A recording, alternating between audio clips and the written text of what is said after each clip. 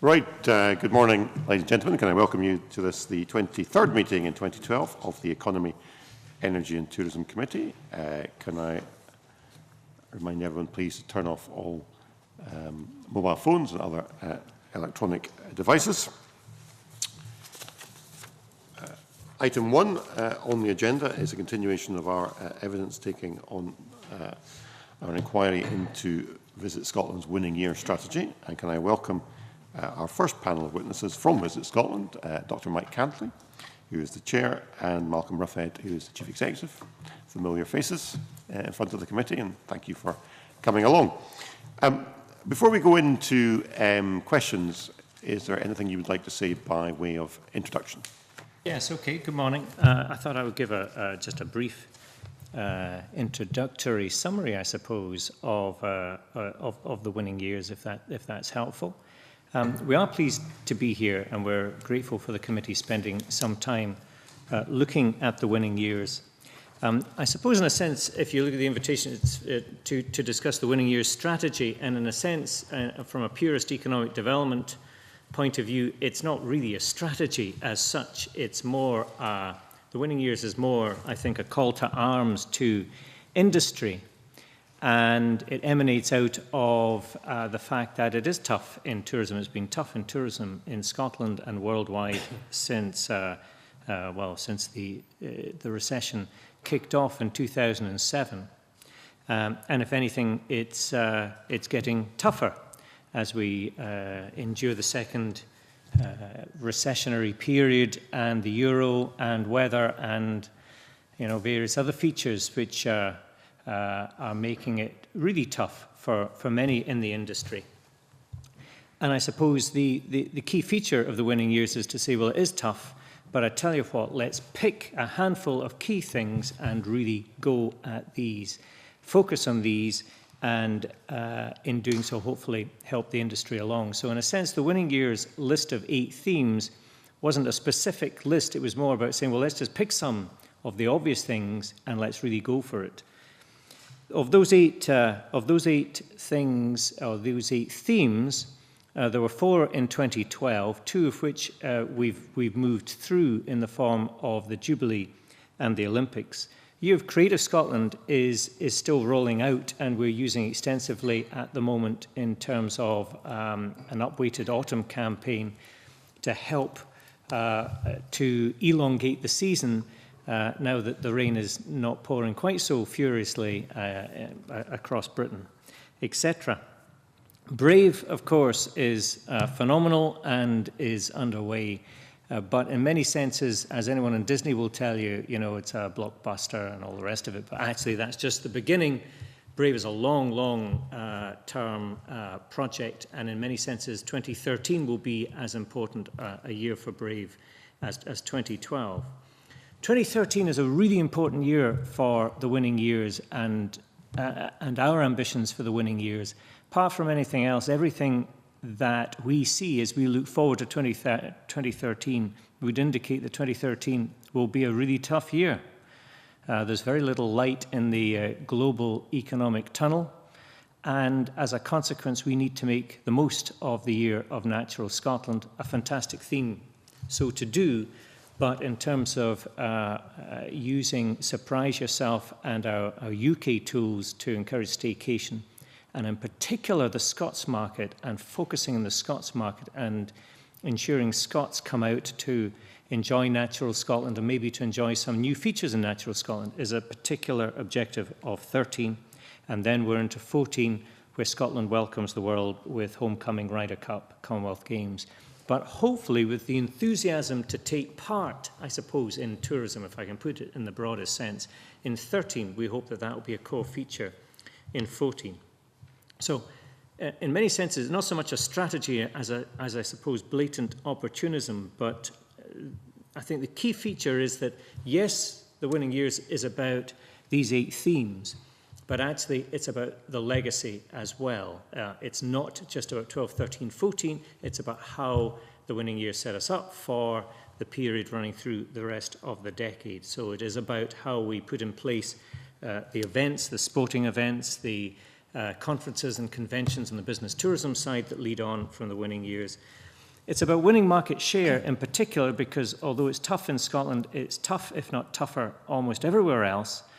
And we need to seize the opportunity to win market share from our competition. Also, capital investment. We've been building amazingly through this recessionary period, and now is a time we really want to focus the minds of businesses and also in particular local authorities to be planning the next wave of tourist development and to be getting that process going, even if the building takes place a little bit further down the line, and banks come into that as well. And then finally, I think the real win and the real long-term win is that tourism is everyone's business point of my predecessor, Peter Lederer. What we hope is through 12, 13 and 14, Scots become involved in tourism, like never before, but appreciate tourism and the size and the scale of tourism. It is a massive industry against many spectrums. It's our largest industry, and if we can get tourism moving over the next year or two, it should play a profound role in helping to move the Scottish economy forward. We think we have the tools. We think it can be the tonic for the Scottish economy. We need the confidence to go for it, and that's what the winning years is about. Okay, thank you, Dr. Cantlie. Maybe I could just kick off with the first question, look for other members who want to come in a second. We've had the initiative around Brave. I took the family to see that, and they enjoyed it. And we saw the Visit Scotland ad running at the start before the film came on. And we've had the Year of Creative Scotland, which is still ongoing. And clearly, there's been a large investment of public funds in both these initiatives.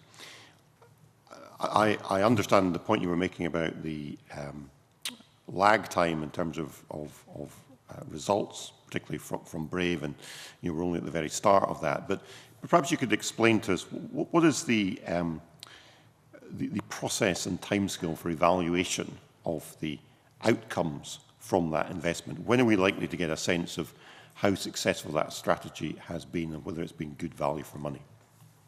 Great question from Malcolm. Thank you very much. I think the first thing to say is that we are measuring all the activity. We do that anyway as a matter of course, and because it is public money, we have a responsibility to do so. So the process is exactly the same as it would be with any campaign that we run. I think the slight difference with something, if I take Brave, for example, is we can give you immediate indicators in terms of web traffic, pass-throughs, referrals to businesses that participate. And those are all extremely positive. We have on our own website over 1.5 million unique visitors. We can identify the markets that they come from. We've had over 18,000 referrals to Scottish businesses. Do they convert that business? Well, that's something that we need to follow up with those individual businesses. Can you directly link those back to the marketing campaign around Brave? Absolutely, yeah, we can do that. And then what we'd normally do is we would then go out to those visitors themselves and we would ask, and there is an explanation on the methodology, we've talked about this before, and we would actually survey whether the activity that Visit Scotland carried out influenced that decision to come to Scotland. That then allows you to build up an economic model which will give you the return on investment that we talk about. And by and large, that tends to average out about £20 for every £1 invested. And I would see no reason why that would not be the case with this particular campaign that you mentioned with Brave. I think the interesting thing about film tourism, though, is that it has a much longer term effect. You only have to look at the rehashed Bond movies, which are kicking around already, and again, that tends to come back, the Harry Potter stuff. So those are well documented, but they're a little bit harder as you go further out, sort of 5-6 years down the line to measure directly. So I think what we'll be doing is round about June, we should be in a position to report back in terms of economic benefit. Thank you. Can I just add a point which might help? And it was a point I've raised previously at this committee. to give some confidence, the methodology is common across the whole world. So if you take President Obama, he launched a $200 million campaign in the States, anticipating a $4 billion return. It's the same basic 20-to-1 return. So in terms of the methodology, we're all kind of using similar approaches. And so I think you should have confidence that we're following the methodology used across the world. But the bad news is that at a time of recession across the world, so many countries are dependent on tourism or view it to be a highly significant industry in their own countries. There are well discussed few tools to use for government to use to stimulate economies in periods like we have been going through. But when you get a 20-to-1 return from government for every government pound, it's an obvious tool to use, and everyone is on it across the world. It's become very much more competitive in terms of marketing tourism because it works, and it's a surefire winner for many countries to go at if they have a well-construed campaign. So good news is this does work. The bad news is that it's becoming more competitive, and even across the UK is becoming more competitive as an obvious way to help to stimulate the economy. We believe because tourism is so big in Scotland and we have such great tools and also the track record of researching our campaigns to know that we do get the returns, very often much bigger than 20-to-1, that we press on and sell hard, but it is becoming more competitive. Okay, thank you. Stuart McMillan. Thank you. A few questions. Regarding the Natural Scotland in the 2013, what kind of work have you been doing with the likes of the education authorities, and also how have you factored in the curriculum for excellence into this? And I'm saying this as a parent of two young daughters, and any parent will know that obviously young kids are very keen to say, I want to go and do. And if you can get kids interested at a young age through school, then there may well be the spin-off effect for the kids to encourage the parents to go and take them out to the outside and other events. Do you want to start and I'll tell about Michael Russell and my discussions with him? Yes, certainly. I mean, there's first of all, there's been exceptionally good cross-sector working. I think the Scottish Natural Heritage actually is leading, if you like, on this particular project, albeit supported by Visit Scotland and Event Scotland. And they have a programme that is looking at schools and getting kids to understand, you know, the natural assets that we have around Scotland.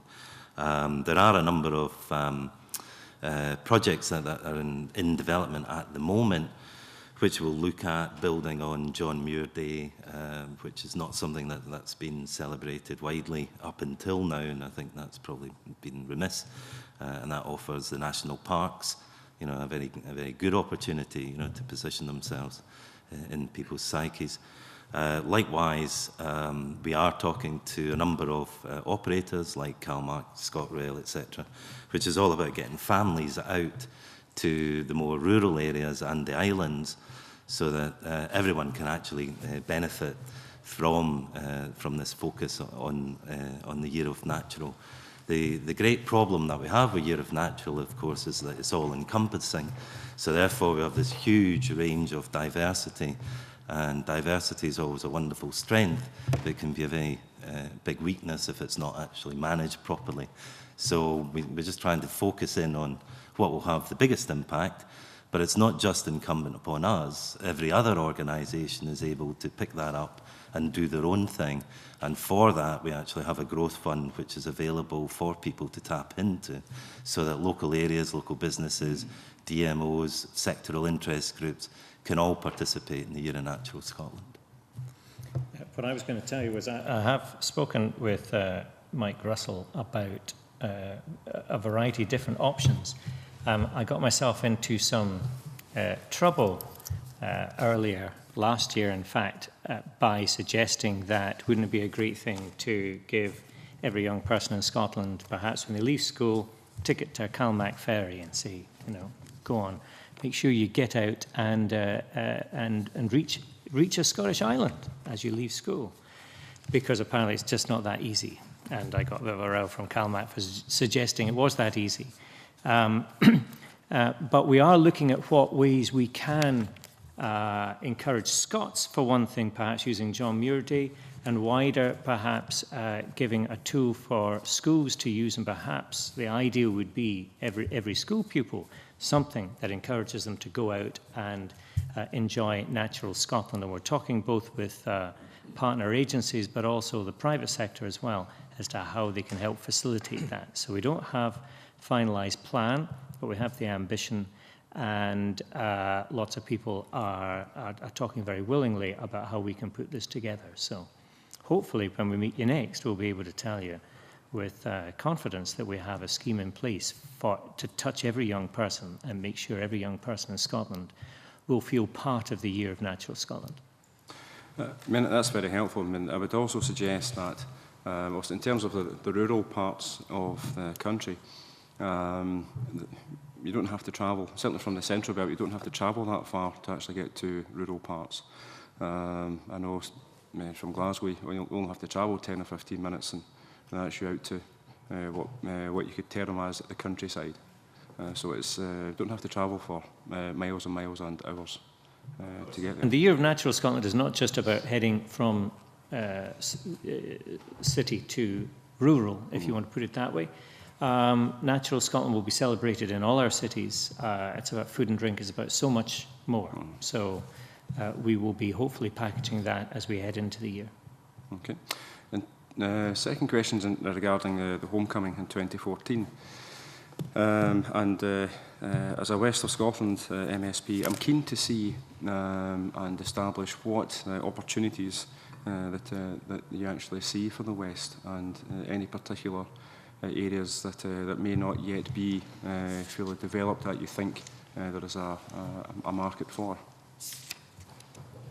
Yeah, go on. I think there's two answers to that, and I'm not trying to be vague, but one is, what does the West want, rather than, you know, what do we think the West should have. So I think it's about the groups coming together in that area, as is the case for the rest of Scotland, and working out what it is that they would like to do, and how can that be stimulated, and how can we support them in doing that.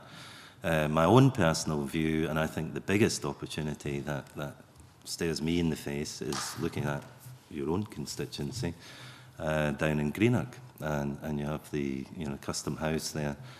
Perfect opportunity to create Scotland's Ellis Island for homecoming. My own wife is a New Zealander.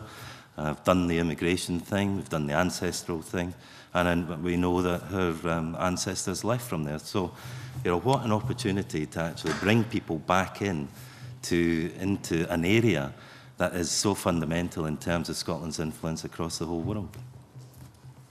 And have any discussions taken place between Visit Scotland and the likes of the local authority or any other partner body to move that forward? Not yet, no.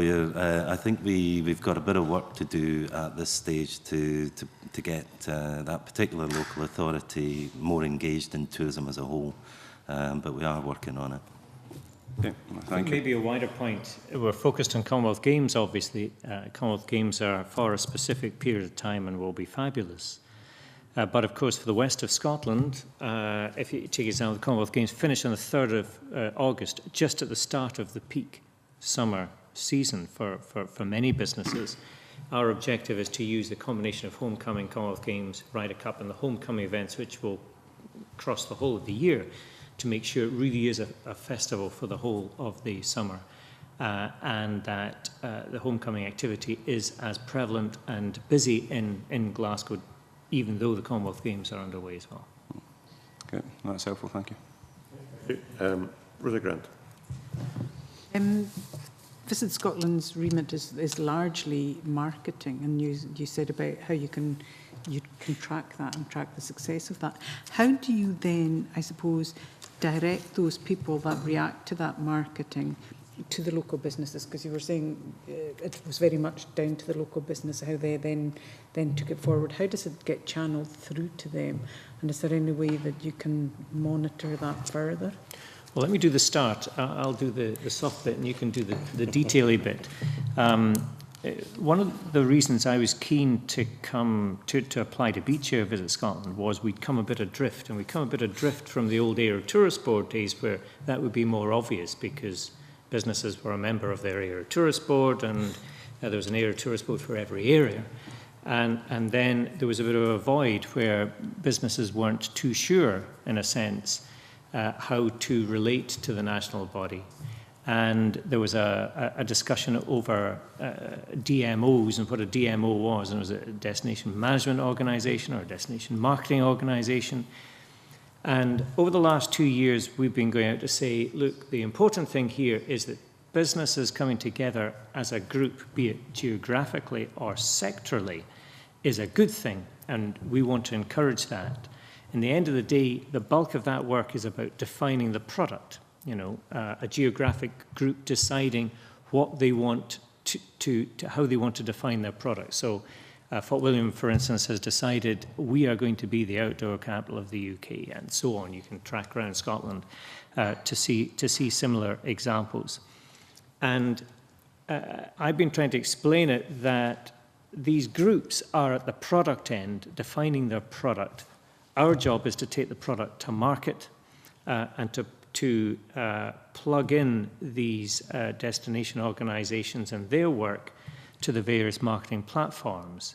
So yes, you would surprise yourself in the middle of Coronation Street and a quick ad for Year of Creative Scotland this year, it'll be Year of Natural Scotland next year, but underneath that is the Gubbins, which helps to convert people down into these areas, and the more we can encourage individual geographic areas and indeed sectoral groups to define their product, it's easier it is for us to take the visitor on that journey.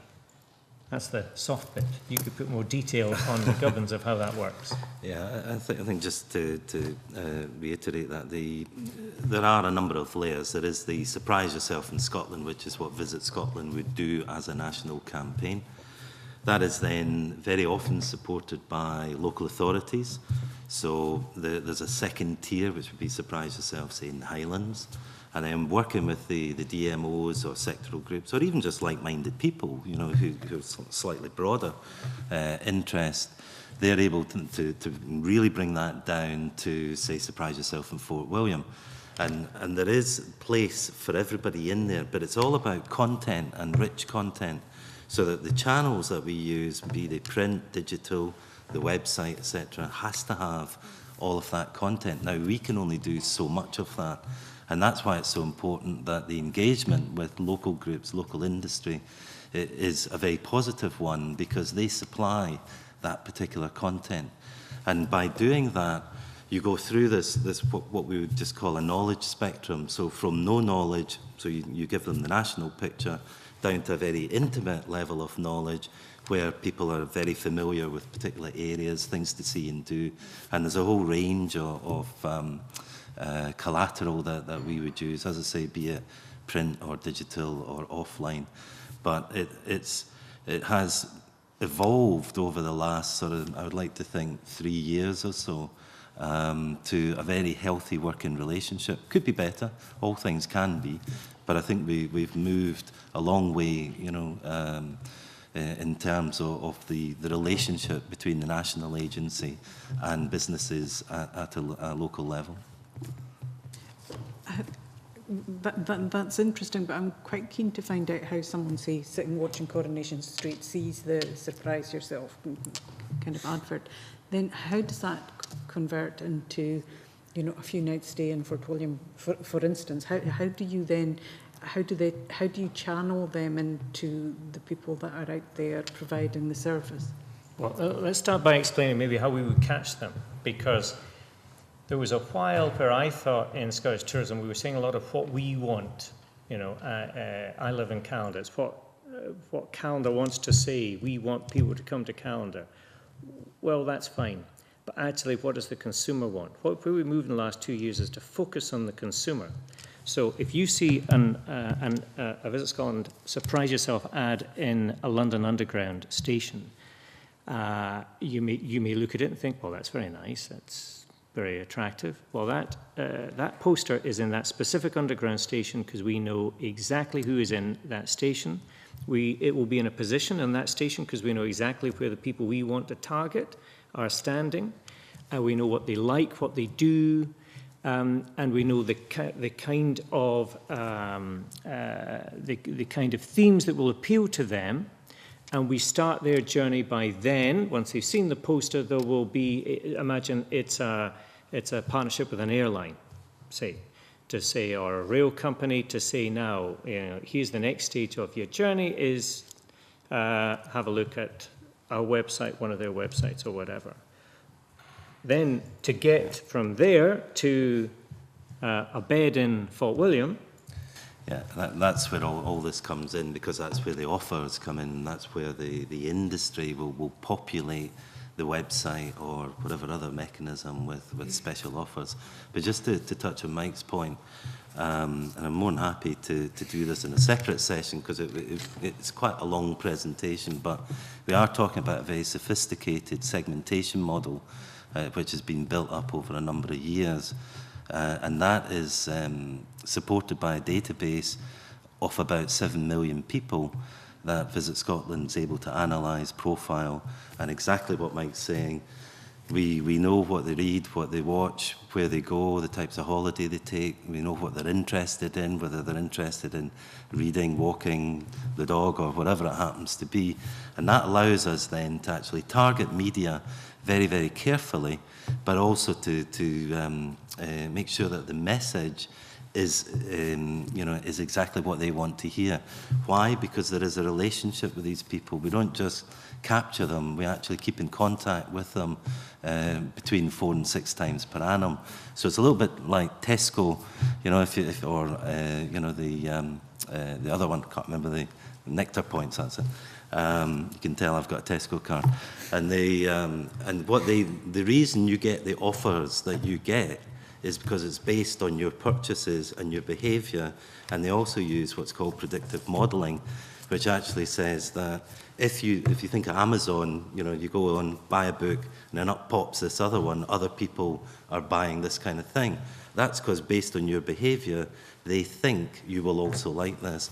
And that's exactly where we're moving to. And I have to say, it probably in tourism terms is one of the most sophisticated there is in the world. So the consumer's getting lazy is the long and short of it. We go back to the days where every air tourist board had their guide, and we would wait for people to tick a box, and then we would send them the guide from that regional area. Well, consumers just don't do that anymore.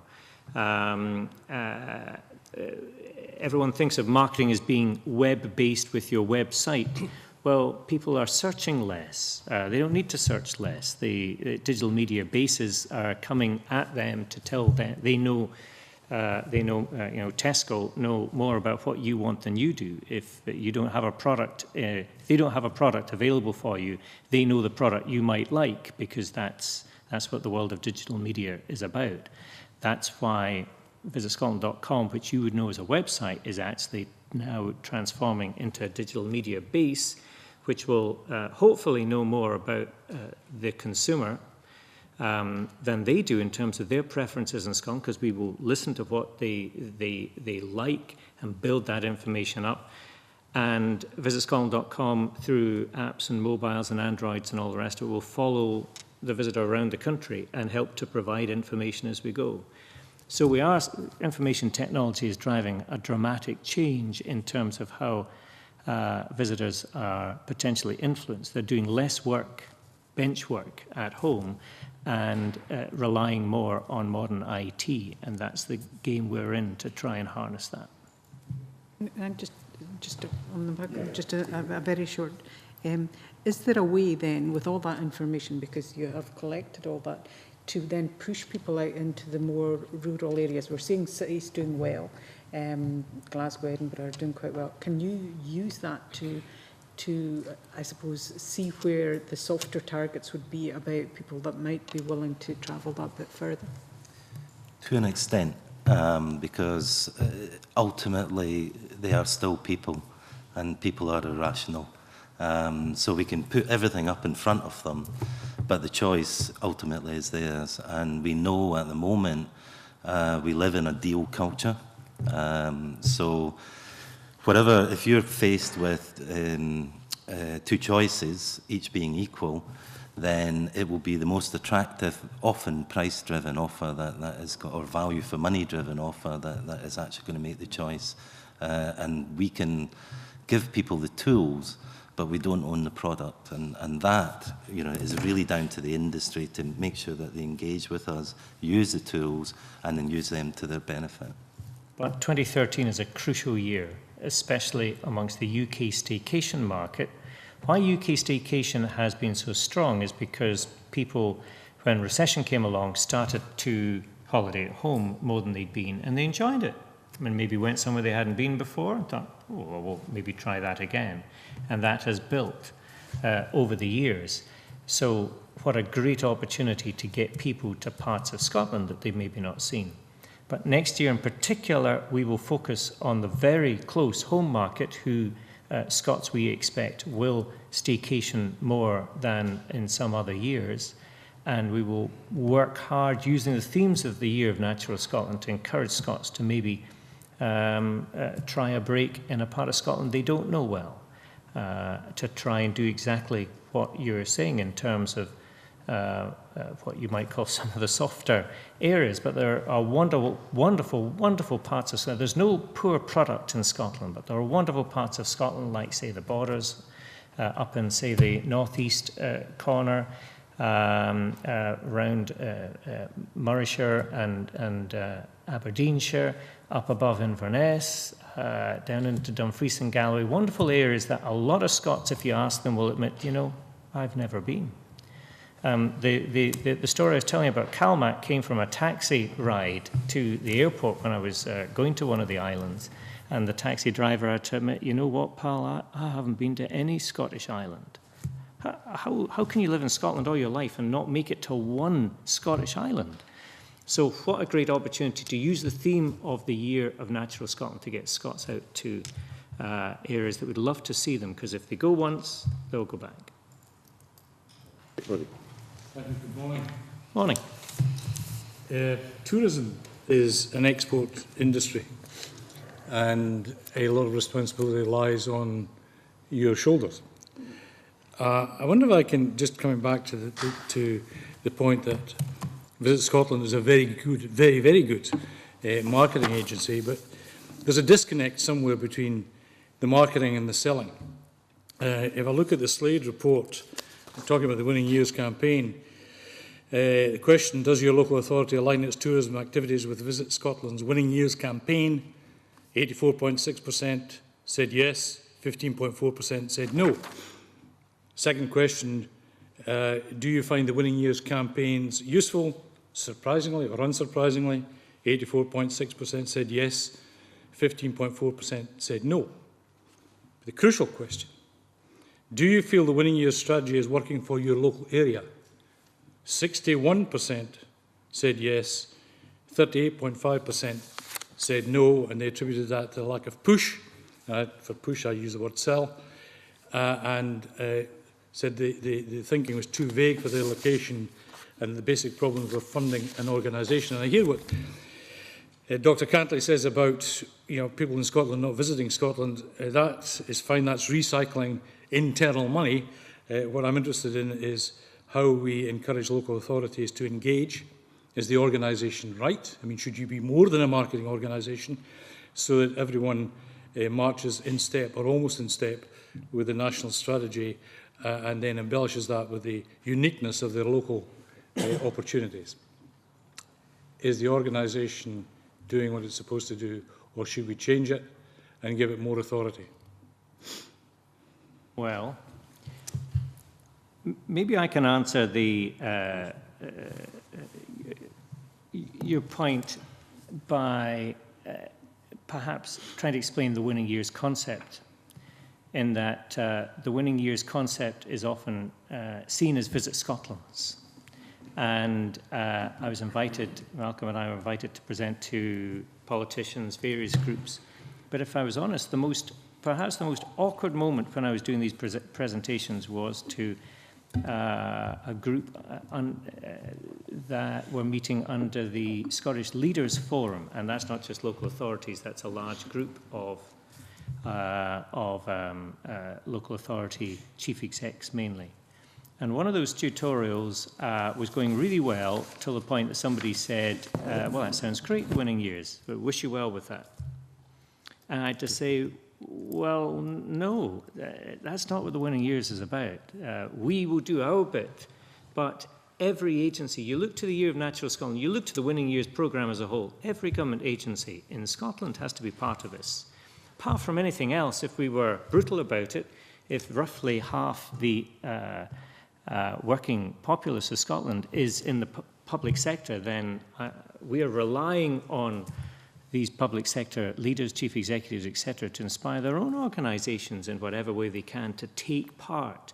Because as we head into 2014, 2014 isn't just about tourism, 2014 is about Scotland welcoming the world. So we do have work to do yet. But the message is going to be the winning years, and making the most of these themes is about every individual agency and business looking at what we have to see what they can make best use of.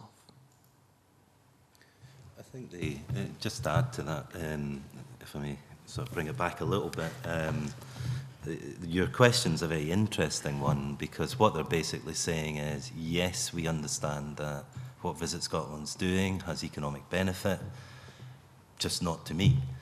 So it's got to be somewhere, but it will be over there somewhere.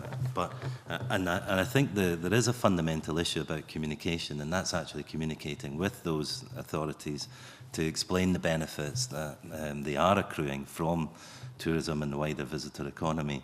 And that's something, it's an interesting observation, so thank you for that, and I'll make sure that our own internal team get onto that particular case. It's not a criticism. I mean, my belief is if you were running Scotland PLC, you can't do it with half a job, i.e. the marketing element and not the operational element. And clearly the operational element, despite your great efforts, isn't working.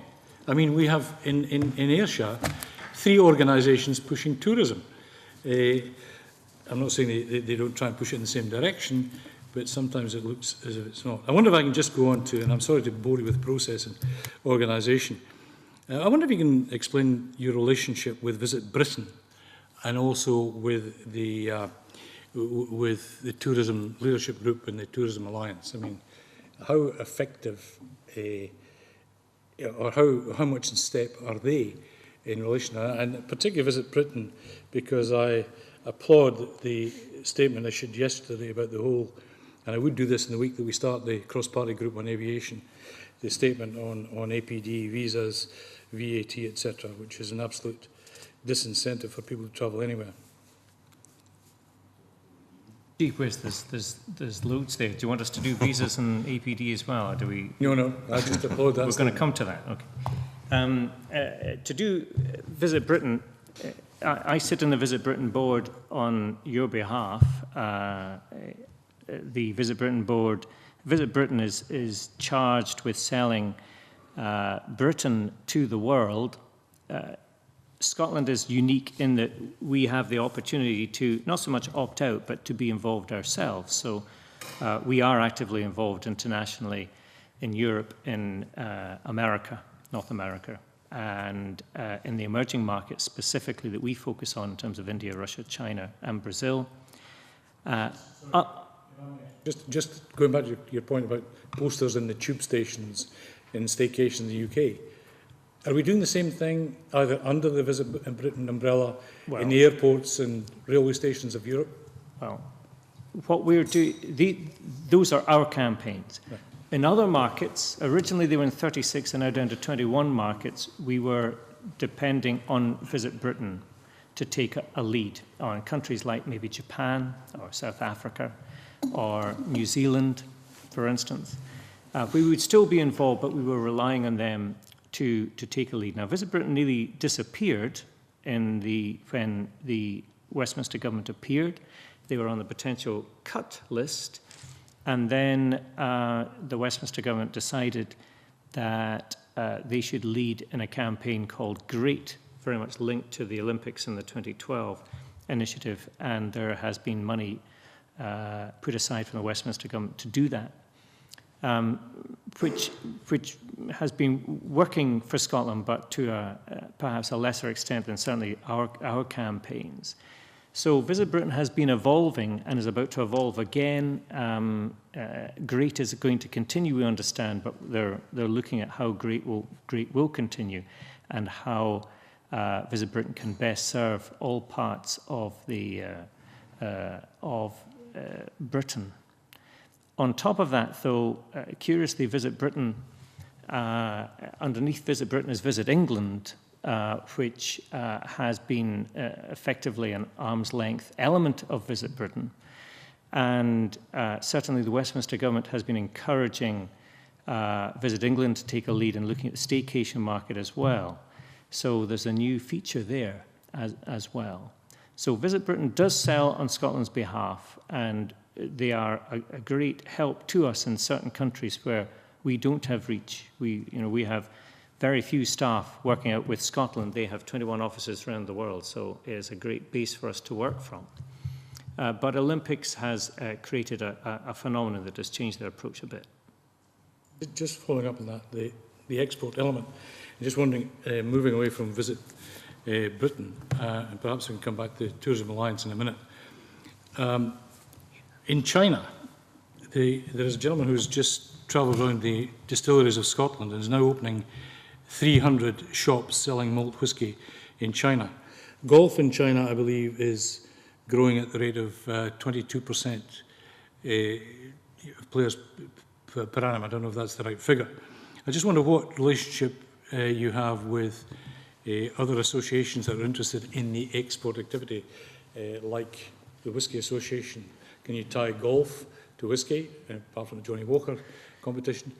Can you actually tie golf the interest in golf to interest in whisky and what have you? Yes, is the short answer to that. And we have Scots Agents, which is a programme of specialist agents based in China, not just in China, it's a global programme.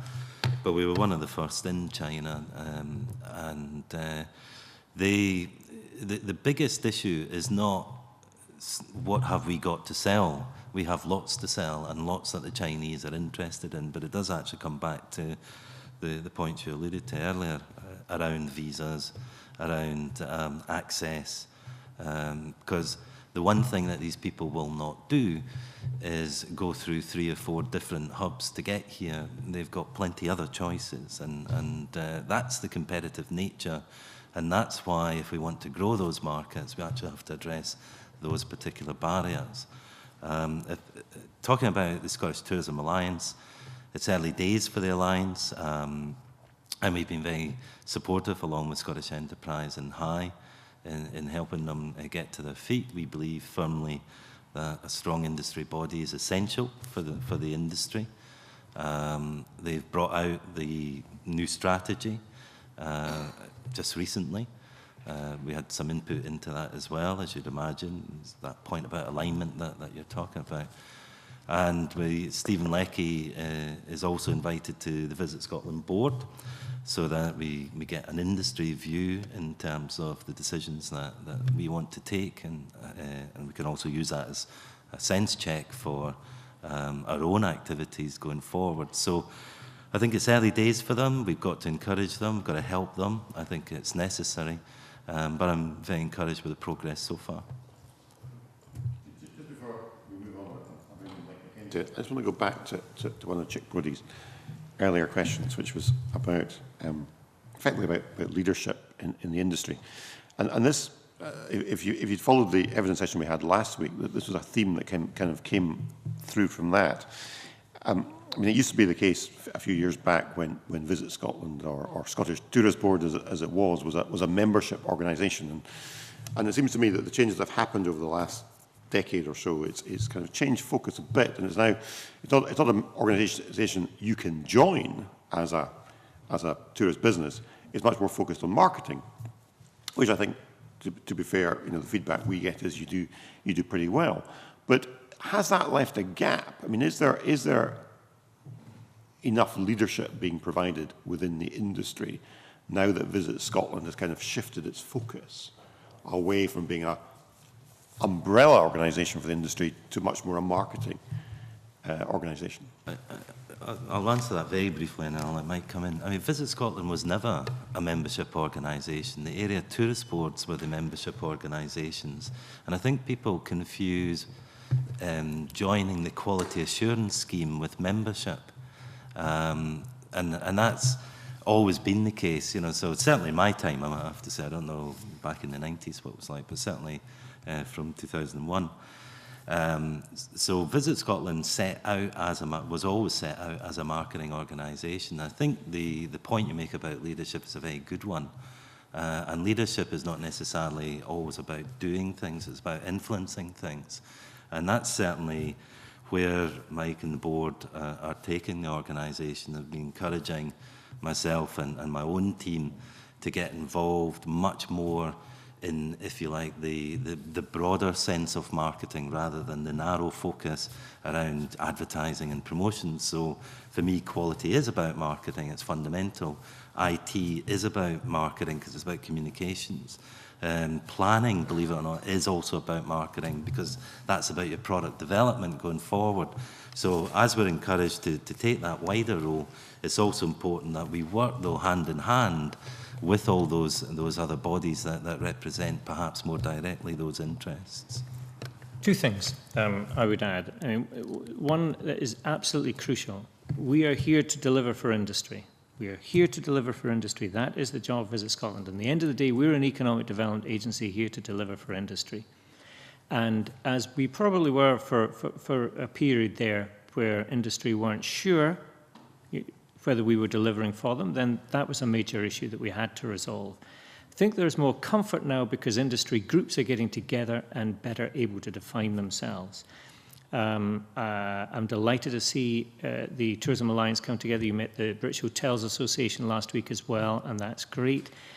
I mean, an inevitability in Scotland is we do have lots of groups. We have the CBI, we have the SEDI, we have the Chambers of Commerce, we have the IOD. There are lots of different groups. And within the world of destination organisations, I think the last count was almost 300 across Scotland. So, yeah, there needs to be some consolidation, and we would encourage that where it is appropriate. So I suppose we're on a journey, and the challenge for us when you've got so many groups is the relationship's going really well, and then something blows up, and, over time, these groups are becoming more and more competent and more appreciative of the world today. If you just look back for a minute at the world of area tourist boards as we had them, and I was an area tourist board director and a huge fan of Ailst, the one that I was involved in, that framework would never survive in this climate. A quasi-public, private, local authority-led approach, quite unique in the world today as the world has moved on. But the other point I wanted to make, which is very important, and I don't say this in any way to demean perhaps some of the smaller businesses, because where the Area Tourist Board Network came in particular was to give every business a voice. But a maxim that I can't give you chapter and verse on, but I would throw down as a vague notion, if you want to put it that way. If tourism is roughly an £11 billion industry, 200 businesses or so, 200 of the global businesses that play in Scotland, these are global businesses, hotel companies, travel companies, etc., probably have about half the turnover. And funnily enough, one of the greatest opportunities that we use being involved in Visit Britain is to access some of those that aren't actually that active in Scotland. Maybe they've got businesses in Scotland, but they may be headquartered in London. London tends to be the kind of coming together point of the world of tourism, travel and leisure. The world travel market is held in London every year in November. And accessing and working with these businesses is absolutely crucial as well. Okay. Mike McKenzie. Thank you, Convener. We've heard earlier on that very impressive result that for every £1 you spend, there's about £20 of general tourism take, and I think that's, you know, it's very impressive. And given that I would imagine that you know what budget you'll have over the next few years, what your expenditure is likely to be for the winning year's campaign, if I can put it like that, then it should be possible to estimate roughly what the overall tourism take as a result of that expenditure is. And I just wondered, in your economic model, which sounds very sophisticated, if you're able to estimate that if, for instance, we were able to reduce VAT on tourism to the EU average, if we were able to reduce APD, if we were able to smooth the process by which people, especially those coming from the BRIC companies, were able to obtain visas, in your economic modelling, would you be able to estimate, just round up or down to the nearest billion, what kind of effect that would have on the industry in general, in financial terms? Well, could you put a figure on it? Just to the nearest billion. Yes, okay.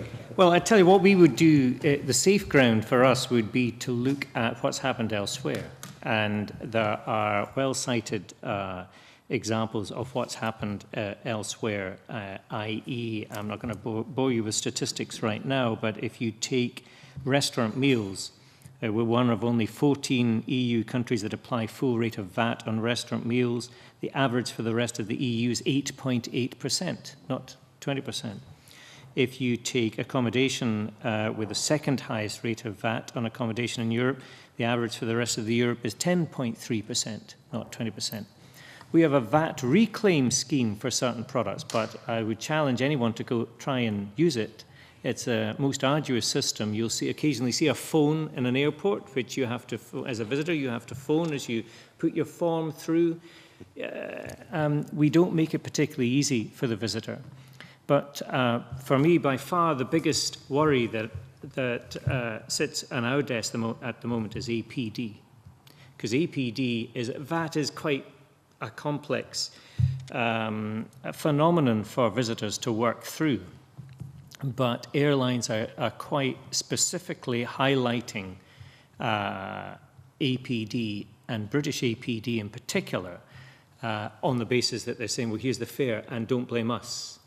And it is wildly, it does differ country from country, but if I was to give you, British Hospitality Association may have presented this to you, and I'm sorry if I bring it up again, but a family of 4 from Australia, 2 adults, 2 children, travelling premium economy to the UK, pays £736 in APD. Now, if you fly as an alternative into Dublin or into Ireland, you pay €3 each in and €3 each out. And as you probably know, there was an agreement to change the Northern Ireland APD situation, because clearly Northern Ireland had become so uncompetitive, so that now there's a £12 levy for economy passengers, £24 for business passengers in and out of Northern Ireland. And the point is, if you're sitting deciding, am I going to go to Ireland, am I going to go to Scotland, and there's, you know, several £100s in tax just to get there, it's just a hurdle that we don't need. Inbound APD isn't about austerity, it's lunacy. And you'll forgive me, but you know, you give me some statistics, but you haven't had a stab at actually answering the question. In global terms, are you able to, you know, if you were able to, you know, reduce VAT to the EU average, you know, 8% or thereabouts, and if you were able to do the same with APD, what kind of stimulus, what effect would that have? I mean, well, Malcolm wrote in the Herald this week, so you're best placed to have a go at that. I think the answer to that is it's a difficult one, because if you're taking revenue streams out, you're absolutely right, you need to stimulate the economy and put more back in. So that's very much about price sensitivity. The Treasury does have a model, and I'm delighted to say that the Treasury has actually opened that model up to the BHA that Mike referred to, and they're working with the Treasury to look at what the scenarios may be. Proof's obviously in the pudding, but I think what the BHA will do, and we're working very closely with them, is they'll come back with a number of options and scenarios, and we'll have a look at those ourselves. But unfortunately, it is a UK Treasury model. It's not something that we have access to up here. And just a final point on that, though, that, I mean, you'll be familiar, no doubt, with the economic phenomena, or the fiscal phenomena described by the Laffer curve, that if you reduce taxation, the tax actually rises, the overall tax take. Would you think that might apply in this situation? Well, that will definitely apply in this situation. Definitely apply. Yeah, depending upon the specific tax, but there's chapter and verse on, and if you take Holland, I think it was, for instance, Holland went with an APD charge, and after a year had to scrap it because there was an immediate difference. And certainly British Hospitality Association have pulled together all kinds of figures on extra gain, I mean, massive extra gain in certain countries, when France being a classic example, when they've reduced tax. So there's really good examples. But in terms of overall targets, and I know we've talked about targets before, and the Tourism Alliance have come up with new ambitions for their looking ahead. The Minister has charged us, and it's one of the reasons we've invited Stephen Leckie to become an observer to the board, to look at the way forward, to look at the ambitions that industry has, to look at how government needs to respond to that. And in that, we will look at the impact of both taxation in terms of the likes of VAT and APD, but also visas, because in increasing tourism into Scotland, if you take China as a classic example, if we had the kind of adjustment to the visa system as we did in Taiwan, the impact would be massive. So we will be looking at that and reporting back, and no doubt you'll be asking us about that in the future. Yeah, and final question, as I travel about the Highlands and Islands region, but also in other parts of Scotland, one of my big frustrations is that the 3G coverage is very patchy. And, I have to commend you on, I get regular emails from your website, tempting me to go on holiday in different parts of Scotland. It's actually terrific. It's just very unfortunate, I feel, that as soon as I embark on a journey, I'm effectively, cut off. Are you doing any lobbying? That's a positive being on holiday. Are you? Yeah, but in terms of, discovering, because, and talking to tourists that come from abroad, they're often disappointed because they're expecting to be able to find out, when they get here, pull the mobile device out and decide what are they going to do that day, how are they going to get there, and they just can't do it. And the visitscotland.com going forward will be a digital media platform which geomaps, and it will give you great examples of what to do knowing where you are, but it needs to know where you are. So it is dependent on our telephony sophistication. So our ambition will be that broadband continues to roll out, and that we rely on you folks to switch your phones off rather than rely on no signal when you want to break away. And would you therefore think it's critical that the UK government, when they roll out 4G, Critical. that they ensure that there's proper and good coverage right across the country? Absolutely, and we're working very closely with High on the rollout in the Highlands, and talking to BT just recently, I've put forward the case for using tourism as a pilot, more around e-commerce, because the other part about connectivity, it's not just about information, it's actually about trading.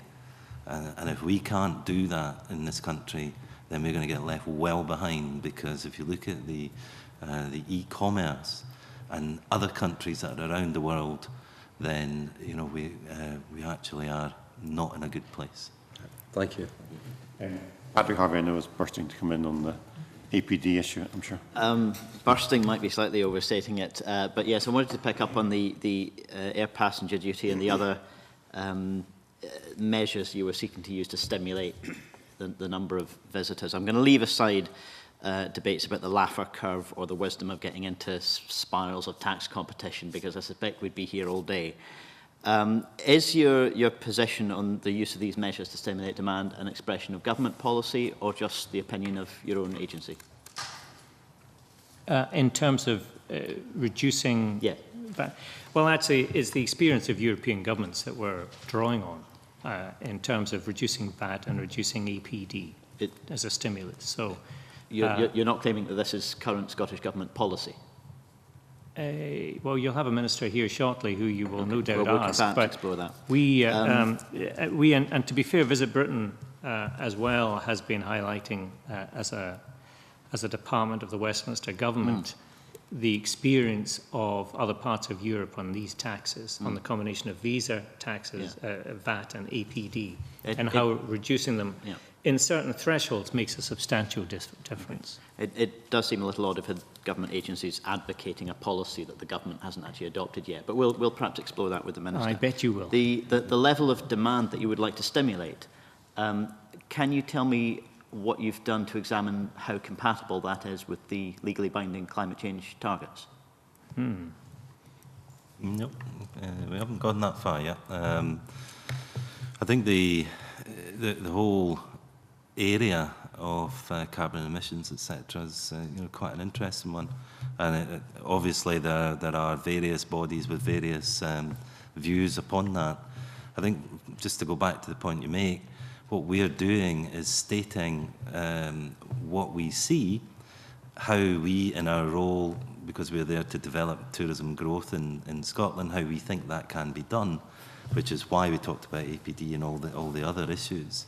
And I don't think that it would be remiss of us not to point out those opportunities out. I understand that. You are also a public body with duties under the Climate Change Act yourself, and it seems to me that before advocating this policy, you would find out whether it's compatible with legally binding targets. Well, I think there are probably more scientific minds than ours that will help us have a look at that. But I think it's so you also... to commission that work? Well, we will talk to the people that can give us that guidance, yeah. Thank you. We are already behind schedule, is always the way when we have interesting witnesses coming in. But I've got 3 more members who want to come in with questions. John Park, firstly. Thank you. Very quick. We went all the way through this session this morning without any real mention of the people who are working within the industry. So it would be interested, first of all, to get your views on the skill levels that are there, the existing skill levels, and what you are doing as an organisation to engage with the various agencies who promote skills development in the tourism sector in Scotland. Malcolm will answer the specific point. I have to say, as Chair of Visit Scotland, it horrifies me to see so many Scots not in work, yet in despite the challenging economy, there are many, many jobs in hospitality out there. And I'm determined that we use the concept of the winning years to do something about that. One of the things that may seem one of the softer elements, but I still think is important, is to get Scots and young Scots out enjoying Scotland, enjoying natural Scotland, seeing some of Scotland at first hand and seeing some of the tourist provision at first hand, because there are wonderful, wonderful jobs available in Scotland. We need to do more to encourage, to inspire young people.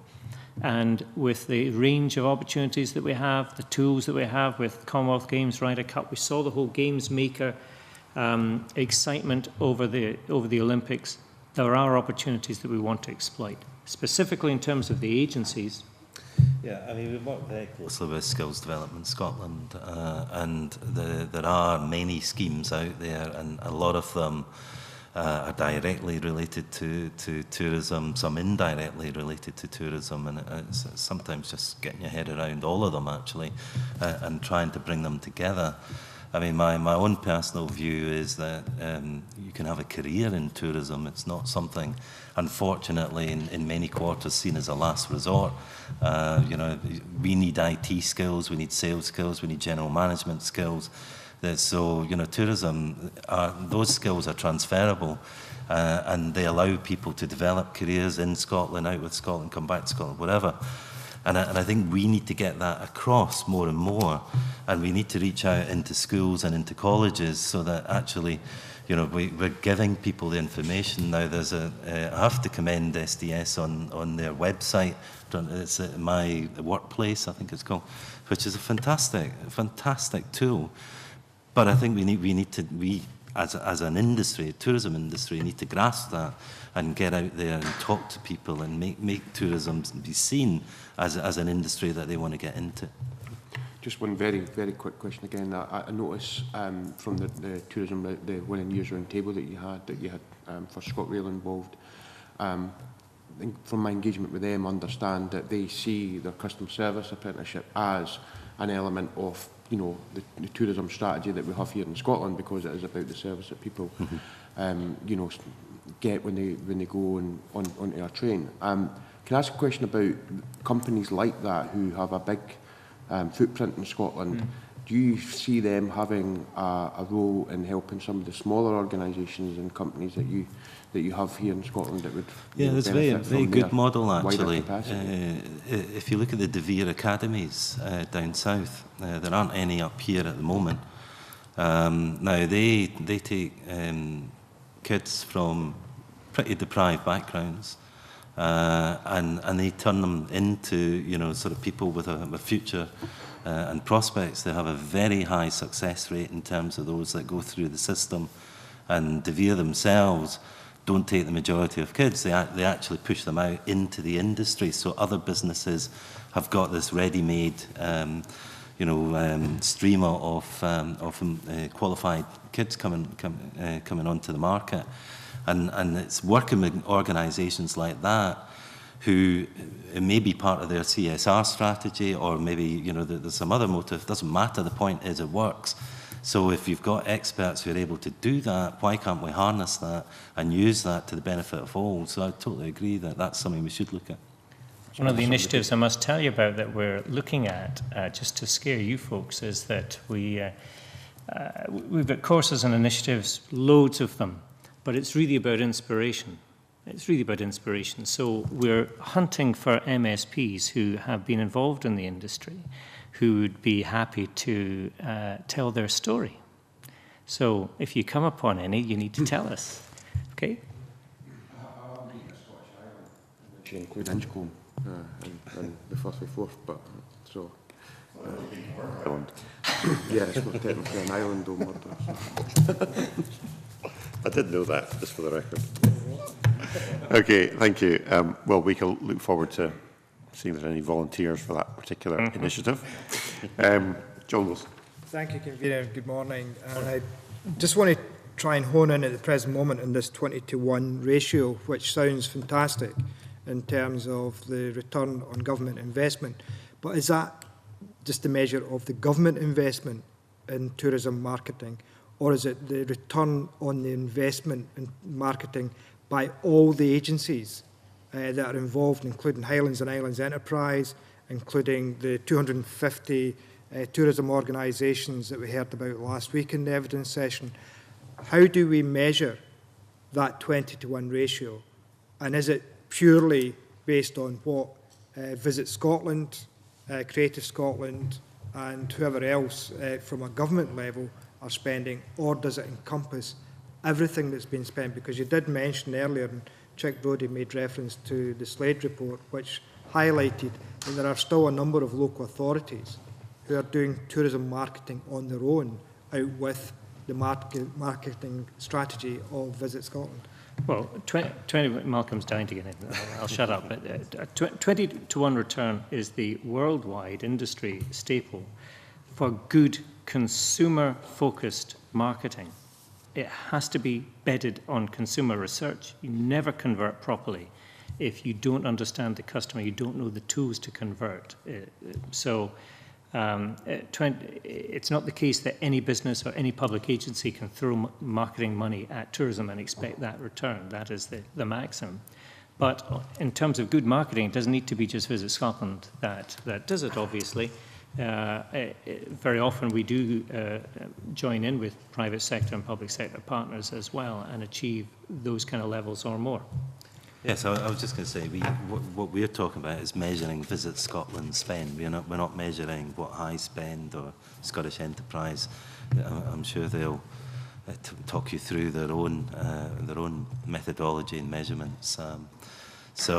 And what they tend to look at is GVA. I mean, we're actually talking about additionality. So this is the money that people would not have spent had they not come in contact with the activity that we generate. As I said, Convener, I'm just trying to clarify because I know there is a lot of money out there being spent by various bodies and various organisations to try and attract tourists, and it's just so that we get accurately reflect what Visit Scotland are spending compared to what other organisations are spending and who's claiming the credit for that income coming into Scotland, and they were not getting a process of double or triple accounting against the money that's being spent, because the money that High spends comes from the government as well. The money Scottish Enterprise spends is government money. So it's really trying to, for my own mind, try and work out whether or not we are getting a good return and the best return on the investment that's been made by the government in relation to the various strategies that exist. In relation to, and I know it's a very competitive market out there because you've mentioned Visit England, we've got Visit Ireland that regularly advertises, and we spoke earlier about London Underground. If you go down the escalator in London Underground, you will actually see every tourism organisation in the UK and beyond advertising in the billboards in the London Underground. So it's very competitive. Do we know whether Visit Scotland's marketing is doing better than or comparable to, say, Visit Ireland or Visit England or Visit Wales? We track, we have what we call a brand tracker, which takes place four times a year. And that benchmarks ourselves against domestic competitors, and that includes Falkshire Island as well. So it's not quite as straightforward as saying, are we doing better than them? In some areas we are. In some areas we're on a level playing field. And in some areas, this tends to be generally around the brand itself. You know, so there'll be some areas where Ireland is seen as perhaps a stronger proposition than Scotland would be. But in other areas, for example, adventure sports, outdoor activities, that kind of thing, Scotland's miles ahead of the rest of the UK. So it depends really what you're measuring, but that whole suite of measures allows us to focus on our strengths and to look at, you know, how do we address some of the weaknesses in the overall proposition. And that's been going on now for a number of years, so we've got a pretty good picture on how we compare against the rest. He's being modest. Malcolm has been the driver of the marketing machine for the last 10 years. If you go through the various campaigns and the team that he's pulled together, they stand against anything anywhere in the world on average in terms of the campaign reach, even on the difficult campaigns that they undertake. Would be my, he wasn't going to say that, but they're very, very good at targeted campaigns, and they win all their awards because they're able to achieve that. So I'd like to think you should have confidence in what Malcolm and his team do. And the principal tool of that success, if I may say, is they build on the knowledge base. Build on the knowledge base year from year from year from year. Marketing, very often you get so far and then somebody new appears and with new ideas and off they go. What we're doing today in terms of Marketing Scotland is the accumulation of the knowledge that we've built up over 10 years, and it works. Just to move on slightly, tourism is a much wider issue than just attracting people here, staying in hotels and eating in restaurants. Yeah. I'll not go into the airport issues and the flight issues.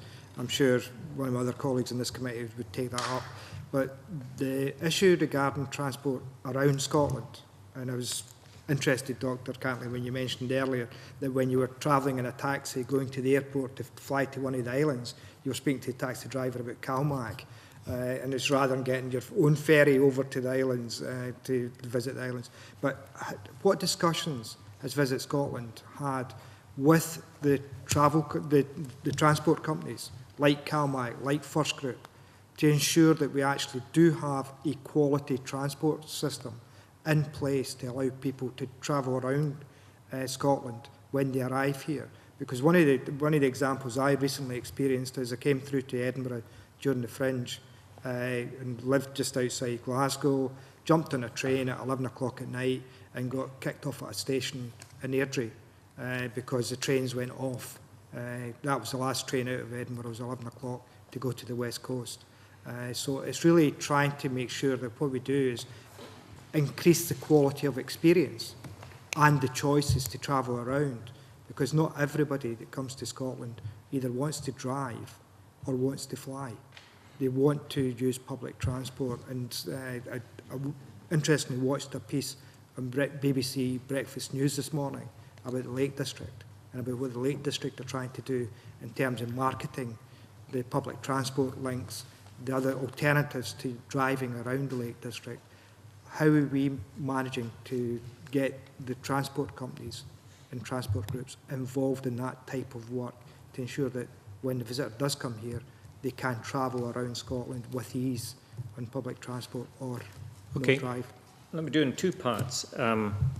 This word tourism, we're using less as opposed to the concept of the visitor economy. Because if you take a country like Scotland,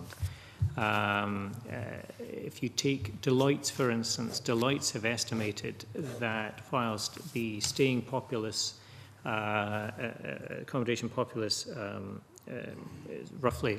spend roughly about 4 billion. If you look at tourism in the wider context, it's 11 billion. They've estimated if tourism stopped tomorrow in Scotland, the cost to the Scottish economy would be £19 billion. Now, there's lots of overlap in terms of travel and food and whatever in there. But the point is, tourism in its widest sense covers travel and covers various other aspects of life in Scotland.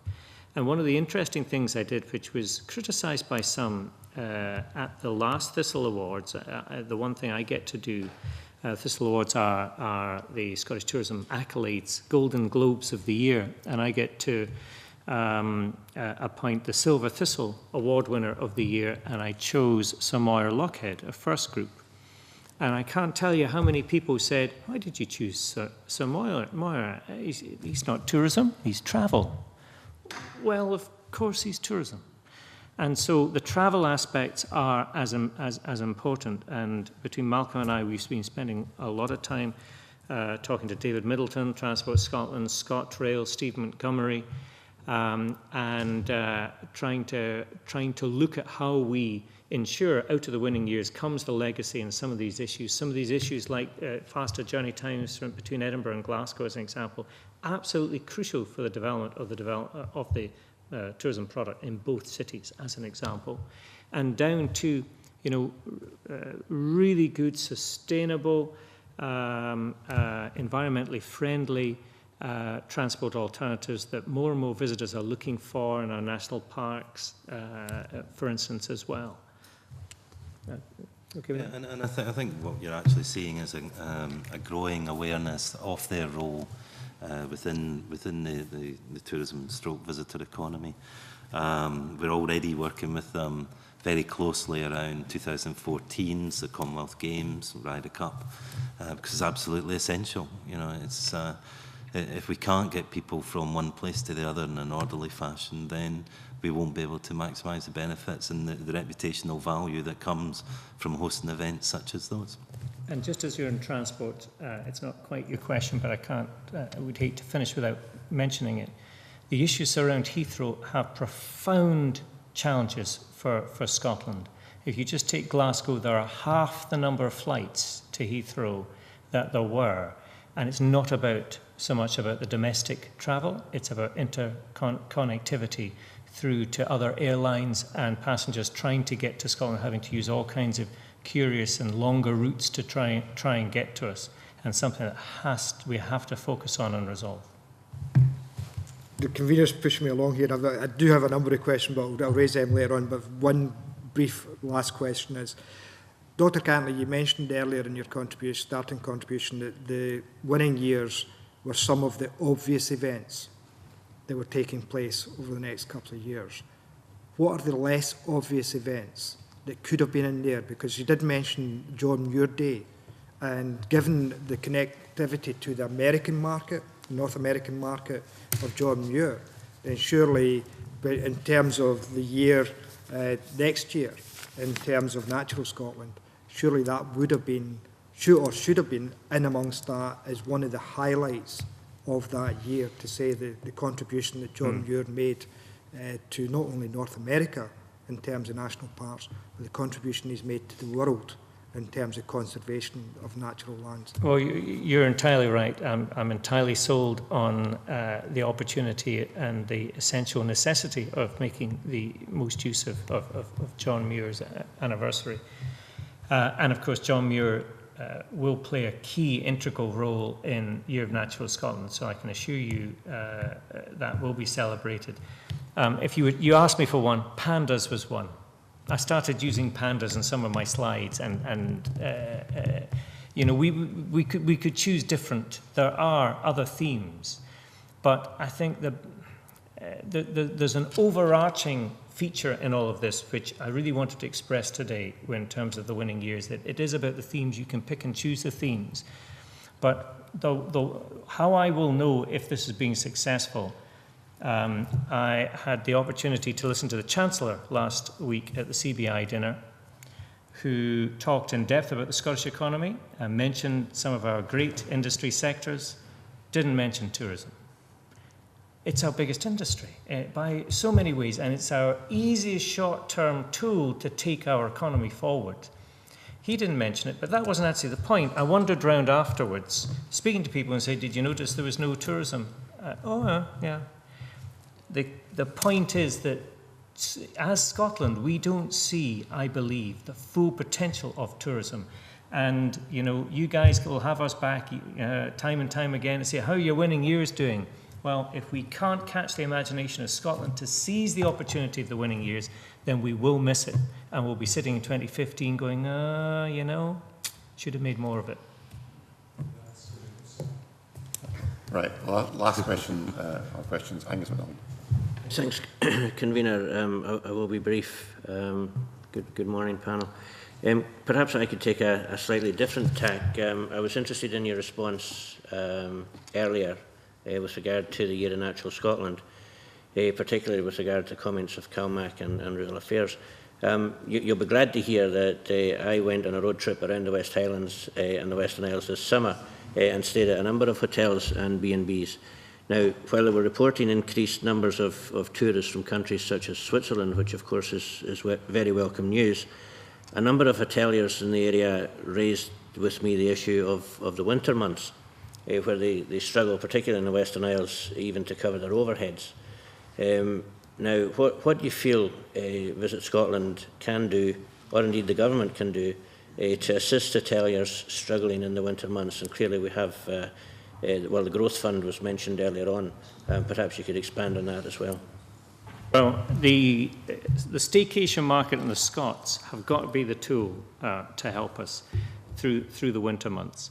But linked to that, I have to say, and I've been to, I have done my CalMac ferries, and I have been to the vast majority of the bigger island communities.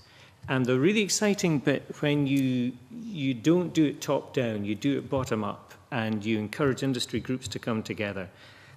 Each of these island communities are defining their product in a very different way. So if I take an extreme, for instance, I went to Tiree, and the gentleman that leads the industry group in Tiree explained how they'd moved from 10,000 visitors to 20,000. And he said, and don't think that you're just going to take that from 20,000 to 30,000, because we don't have the capacity to do that here. We don't have the ferry traffic. Don't think that you should come and promote Tiree in the peak season, because the ferries are absolutely full. there are shoulder months that would really help, and let's see if we can focus on those. And don't think we should be all, working all year round, because we work flat out from the period of the season, and that's need some time off. And I was quite taken by a really astute approach to what was going to work for the island of Tiree with the travel links that they have, etc. So I would encourage industry groups to be definitive about what they want from us, and we will respond as best we can. But in particular, I think 2013, when it is going to be quiet, you're talking about the European market, the euro is going to be soft. The whole euro market is going to be soft through 2013. We need to make the most use of the people who are here and maybe get them to island communities that they haven't seen before. Yeah, I would just echo that. I think we do have a very good relationship actually with Outer Hebrides. Is that the one in particular you're talking about, Outer Hebrides Marketing Group? And I do think it is about looking at what do they offer. So you've got winter festivals, there's little events, and that critical mass makes the whole area quite attractive. Key, of course, is that we can get people there, and sometimes, the weather is a bit inclement and trying to get across, so it doesn't always help. But there is a richness in terms of its offering, and it's just pulling it together, really. And that's certainly what we're more than happy to do, as Mike says, with the local group. That's a very positive response to what was perhaps a slightly negative question. Given your views on APD, visas, VAT, etc., which are currently outside the remit of the Scottish Government, has there been any thought given to allowing local authorities perhaps to provide hardship relief to hoteliers over 2 to 3 months, which would allow them to survive over a perhaps difficult period and help them reach the 2015 target of increasing revenue by 50%? No, that's an interesting point. It's perhaps an issue I should bring up with the Minister rather than... Well, in the end of the day, the relationship between an individual... One thing that I do worry about is local authorities were very involved in their area tourist boards. And there are air tourism partnerships, some of which work better than others. But local authorities have become, in some cases, a little bit further apart from the industry, and that's not a good thing. Because in the end of the day, the commercial rates take, frankly, is significant. And I would certainly encourage local authorities and industry groups to work closer together to see if there are tools that could be used that would help both. Right. Well, I think that concludes the first panel. Can I thank Dr. Cantley and Mr. Roughhead for coming along and answering questions. I think you're actually going to stay for the next panel with the Minister, so we'll just suspend very briefly to allow the Minister to come in.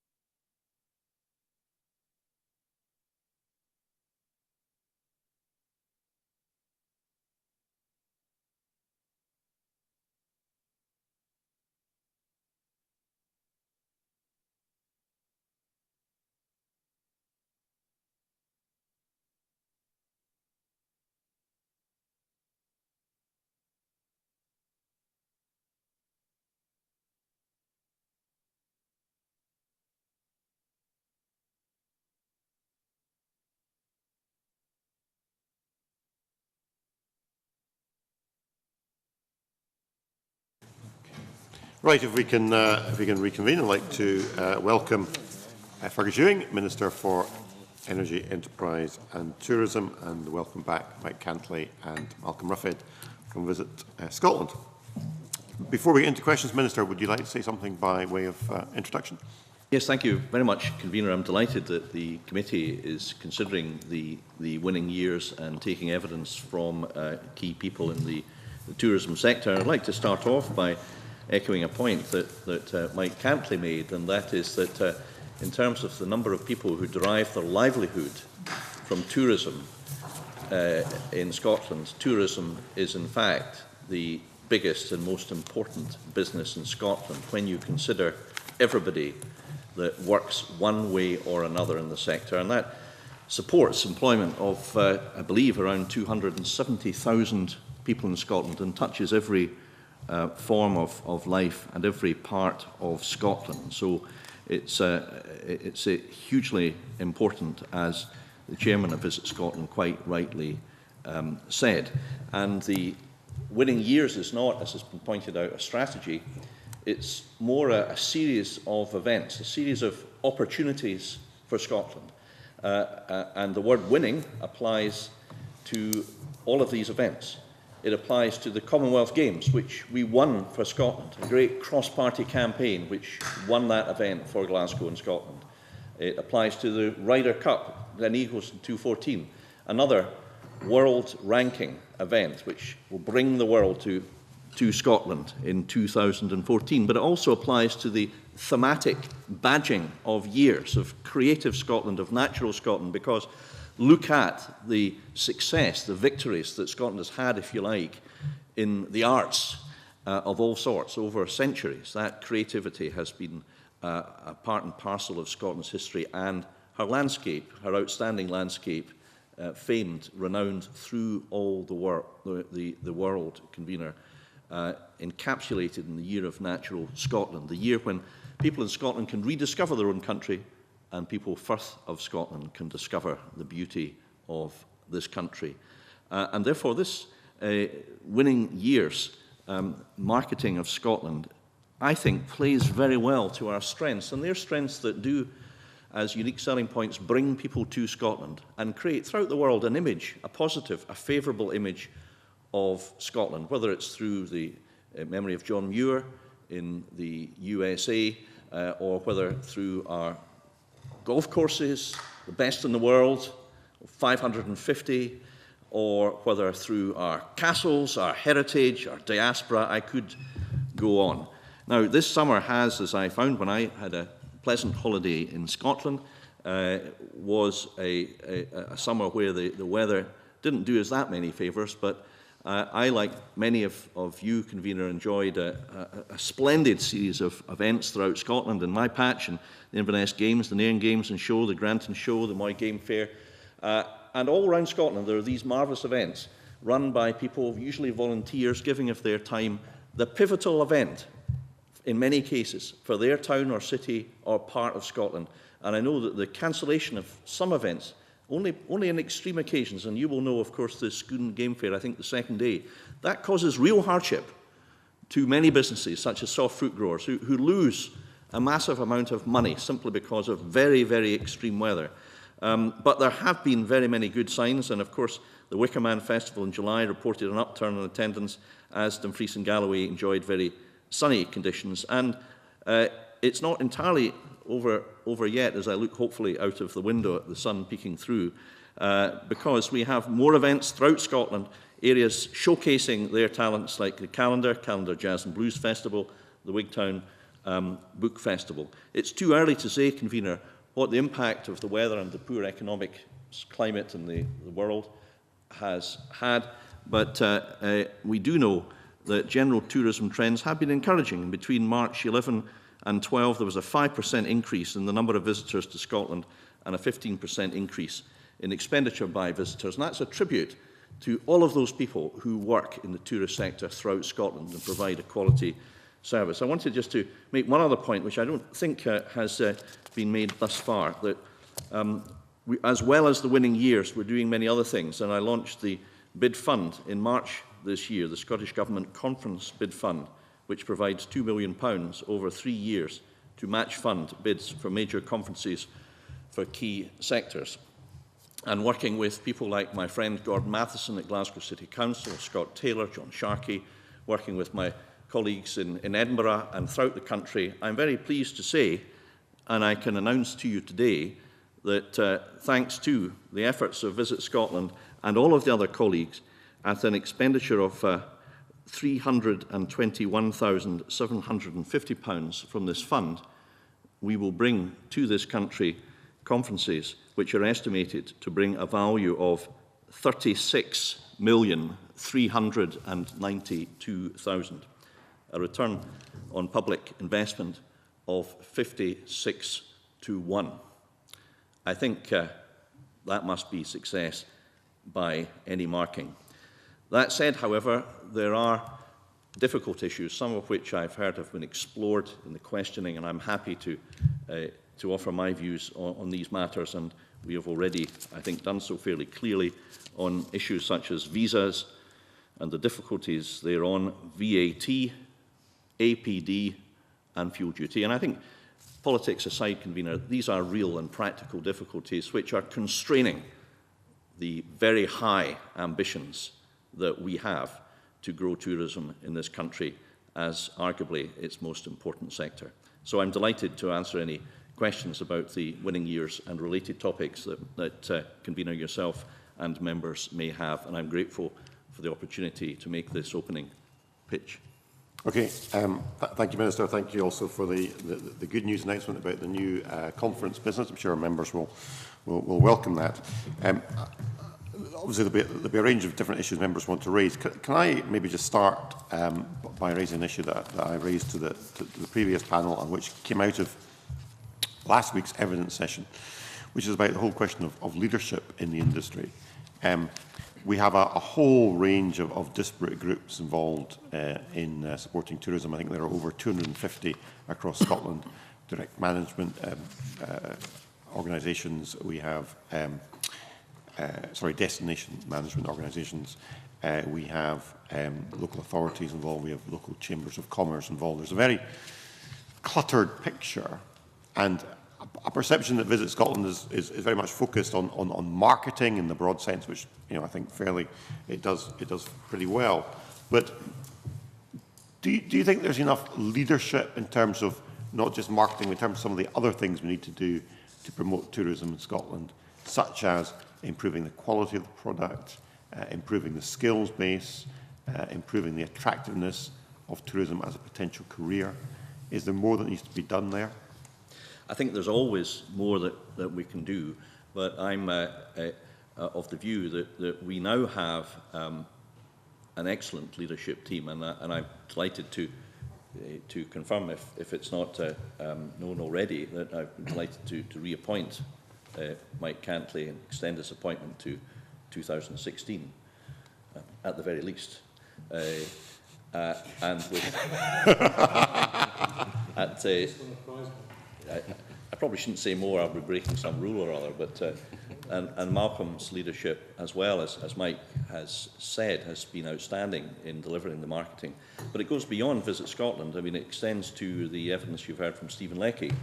And I think Stephen Leckie's leadership in the Tourism Leadership Group has been exemplary. And of course, Stephen, as you yourself will know, from your region of Scotland, Convener, has the Crieff Hydro. Just yesterday, by sheer coincidence, I was a meeting, or on Monday rather, I was meeting with a gentleman from PricewaterhouseCoopers who'd had a marvellous conference in the Crieff Hydro. I just announced that. Stephen is leading by example. He provides a marvellous holiday experience for business and leisure tourists alike in the Crieff Hydro Hotel, which has been massively invested in and improved. He's provided that leadership in his business. Now, through his desire to help Scotland in voluntary effort, is providing that leadership for Scotland. I think there is an acute awareness amongst all the people involved in developing skills in Scotland that we need to offer a quality product, we need to smile at our customers, we need to welcome them to Scotland, and that the training and the effort that goes into that has this a factor as one which underlies how it is driven forward. And just recently, amongst the 56 events directly related to tourism that I've undertaken as Minister, I met People First and the work that they do. I've also met with the Springboard, the work that they do, especially with young people, giving them a taste of what it is like to experience work in the hospitality sector, to allow them to see if it's for them. And I'm acutely aware that the higher the quality we can offer in Scotland, the fewer dissatisfied customers, the more satisfied customers, the better we will do. The last thing I would say is that I think that the marketing research by Visit Scotland shows that a very, very high proportion of people that were surveyed said that they had a great time, a great holiday. And I think that that speaks well for the 270,000 people that are delivering that high-quality, enjoyable holiday experience. Okay, thank you. Chick Brodie.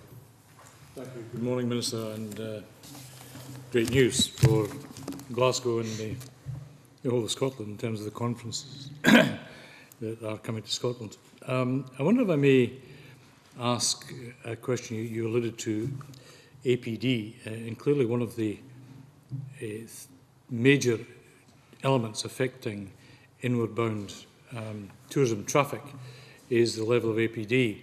In a conversation the Minister of Transport and I had with the Chief Executive of Prestwick Airport, the Chief Executive's view was that he could increase, he believes that the passenger traffic would increase by 750,000 if APD didn't exist. On top of APD, we have the problem with visas. The process is frankly a shambles. And in the earlier panel, Dr. Cantley mentioned that APD wasn't a decision of austerity, it was sheer lunacy. I wonder if you'd like to comment on APD and what you think might happen with conversation with the UK government. Well, thank you for that question. And obviously, as members may know, John Swinney and Alex Neil have raised this issue with the UK government, and we don't reveal correspondence, but in fact I have it here, and it dates January, expressing concern about precisely for the reasons that Chick Brodie has mentioned. I myself, over the past fortnight, have met both with Amanda McMillan at Glasgow Airport and Gordon Dewar at Edinburgh Airport, and both of them did highlight the impact which APD is having, and the impact which it's having has, I think, been quantified previously. I think this was 210, and it's being updated actually because APD has risen since then, because the previous government factored in increases in 29, 210, I believe 211. But York Aviation, convener, who were asked to look at this and try and quantify what the cost may be, said that this is 210, that over the next 3 years we estimate the Scottish airports will lose 1.2 million passengers, or around 1.8% of demand. And this would see £77 million in visitor expenditure lost. So that predated subsequent increases in APD. I know that a family of 4 from China or India have to pay a total of £612 in APD and visa charges to travel to the UK. And that's perhaps why France has attracted 8 times more visitors from China than did the UK, and Germany 6 times more visitors from the UK than the UK. And France indeed outperforms the UK in attracting visitors from India by a factor of more than 50%. And visas is very much a factor of this issue, and I have had the pleasure of engaging with those who are actually arranging holidays in this country for China, including a lady, Yan Ren, a charming lady whose job is to bring her fellow citizens from China to Scotland. And I know, incidentally, that they are very generous with their spending when they come to Scotland, and therefore they are tourists that will help boost our retail sector as well as take up accommodation, often some of our finest hotels.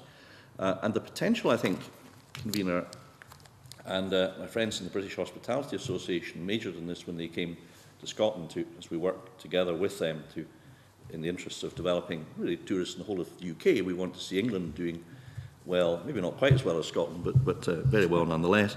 The potential, of course, for increased tourism in the world will substantially be coming from people who in China and India, Russia and Brazil, who 10 years ago couldn't have contemplated or afforded, by and large, a holiday, and now can, and now will, and in the next 10, 15 years will increasingly. This is a huge potential opportunity for Scotland, and we simply want to be able to compete on level terms with other countries. That's all our ask is. And I think, I was very I was very pleased and welcomed the intervention by Ruth Davidson in this respect, to indicate her view in this. I think, party politics aside, Convener, there is an increasing recognition of the importance of these issues across most, if not all parties, because I know Mr Harvey will probably ask me about this and has done so already. He takes a different view, and that's his right.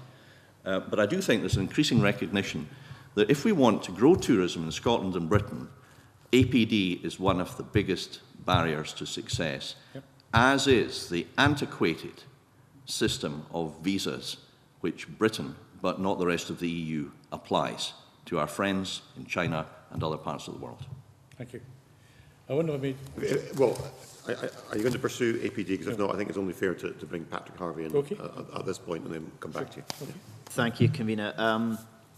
It sounds from what you're saying that the measures recently promoted by Visit Scotland on air passenger duty, perhaps as well as visas and VAT, that they are expressing government policy. Is it government policy to implement the measures that they've been talking about to stimulate international visitor numbers? Well, it's government policy of the Scottish Government that we should be able to compete on fair terms with other countries. We can't do that at the current time because if you take VAT, we have the second highest VAT rate in Europe. Only Denmark has a higher rate of 25%. Our rate is 20%. The average rate is 8.8%. Forgive me, just let Minister, me finish the point. Asking for just let me finish the point, about... because you asked me about government policy. Incidentally, the VAT reduction in France has led to 30,000 more jobs being created. So I assume that's something France, that Patrick Minister. would welcome. Minister, I didn't ask about France. I'm simply asking for a confirmation whether the use of the measures being promoted by Visit Scotland, whether that is government policy. It sounds as though you're saying yes. Are you saying yes? It is government policy to make sure that Scotland doesn't, especially in relation to its tourism sector, labour under a series of competitive disadvantages which have the effect of making it more expensive to choose to come to Scotland than other locations. Okay, well, if you're seeking to use these measures to stimulate visitor numbers, presumably the government has done the work which Visit Scotland just told me they haven't done in assessing how that can be made compatible with the legally binding climate change targets. Has that work been done? Well, we favour Scotland not having a competitive disadvantage, and the type of work you describe, I'm sure, which is work which is under consideration by those involved. But I would point out to Mr Harvey that there seems to be a sort of assumption here that APD and APD alone is contributing to an issue. It does seem to me that the fact that we have the highest APD rate in Europe, and in fact most European countries either don't have APD or have a much, much lower rate of APD, as has been pointed out, I think, by Mike Cantley, it simply means, Mr Harvey, that people coming from do come from China and India and a long, long distance, but they go to Germany and France. They still, because they choose to do so, enjoy a holiday which involves their taking a long-haul flight. They just don't choose to come here. So I mean, obviously, we can go away and do statistical analyses of all kinds, although, we have to take account of the resources, staff resources and time resources to do so, and the efficacy and desirability. But it does seem to me that one can't make facile assumptions about this sort of thing. It's far more complex. I'm certainly not hoping that either of us would be making facile or indeed just false assumptions about the consequences of these measures. But it's clear that stimulating additional aviation demand to Scotland will result in higher emissions ending up on the Scottish emissions inventory. And the Minister understands that very well. If we see continual increase in aviation, it will take a larger share of the emissions we are allowable under the emissions reduction trajectory, which is legally binding. So can the Minister simply confirm or deny, yes or no, has the government even begun to calculate what the effect on our emissions trajectory will be of the measures that are being promoted as government policy? Well, I just don't accept the premise in Mr Harvey's question, Convener. The premise which he's just made is that, what we wish to see for Scotland would inevitably cause a massive problem in respect of additional emissions. And the premise he made in particular assumes that the increase of direct air links, which we want to see for Scotland with increasing countries in the world, and incidentally, I'm delighted with the success of Glasgow with the Emirates, and I very much hope that Edinburgh's efforts to bring in new airlines will be successful. But you see, if we are successful with these direct routes, what it means is that people don't need to go through London to get to Scotland. They can go on one flight, not two. So that reduction in the number of flights, reduction in the number of takeoffs and landings would, if we were disposed to embark on a long statistical analysis, which I personally am sort of disinclined to do, would involve an immensely complex calculation, which is not just as simple as is being made out, according to my perspective, at least. The question was fairly straightforward, which was, have you done an analysis of this? And I think your answer, from what we hear, Minister, is you have not. Well, you see, it depends on how much APD would be reduced by. I mean, we have pointed out... Presumably you would do modelling on that basis. Well, the Treasury, as Malcolm Ruffhead has pointed out, is in possession of the models, and I hope, Convener, you can use your good offices to persuade them to share them with us. And if we get access to them, we're delighted to work with the UK government in the joint interests of both England and Scotland to tackle a problem that I think I accept Mr Harvey's got a principled view and he takes a different view, but I think perhaps most of the rest of the political representatives in the UK think that increasing tourism, bringing people to Britain in greater numbers, actually is quite a good thing, particularly for the tourism sector. Okay, I'll allow Mr Harvey a very brief Very briefly, yeah. can I simply ask you, Minister, whether you will in fact ask the UK Committee on Climate Change to undertake this work? They will have access to UK government resources as well as being able to communicate with the Scottish Government. Would you please ask the UK Committee on Climate Change to undertake that assessment of the use of these measures to stimulate aviation growth? Well, what I undertake, Mr Harvey, that I will do is I will pass the official report of this debate to my colleagues who will pursue this as appropriate. Thank you, Convener. Back to Mr Brodie. I'm sure that direct flights would certainly help Patrick's problem. I wonder, Minister, if I may, in the earlier panel I asked a question about Scotland PLC and the very important export activity of tourism. And I did question that while we all recognise, I think generally recognise that Visit Scotland has done a very good job and is a very good marketing organisation, there is a disconnect. Alan Rankin from Aviemore and Cairngorms Destination Management Limited that said earlier this year that there was no cohesion and that although the work should retain local flavour and local businesses and it should buy into the strategy, it has to be more integrated and joined up. I just wonder if you have any view on whether the remit of Visit Scotland should be expanded a la Scottish Enterprise, where it has not just a very strong marketing element, but indeed embraces all of the other activities associated with driving the business and the government's economic tourism strategy forward.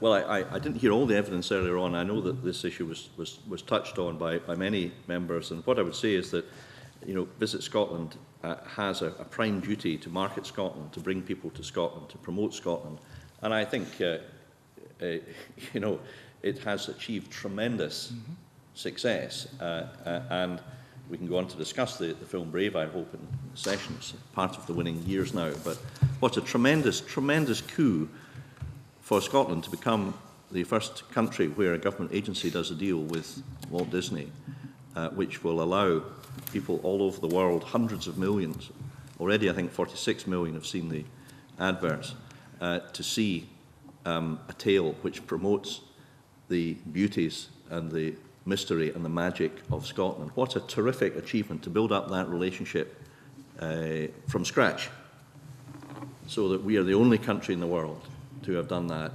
And as you know, Convener, having young children, as I have a young child, that you don't just watch the Disney films once. Mr. Macmillan's smiling sagely too. Toy Story is on loop de loop.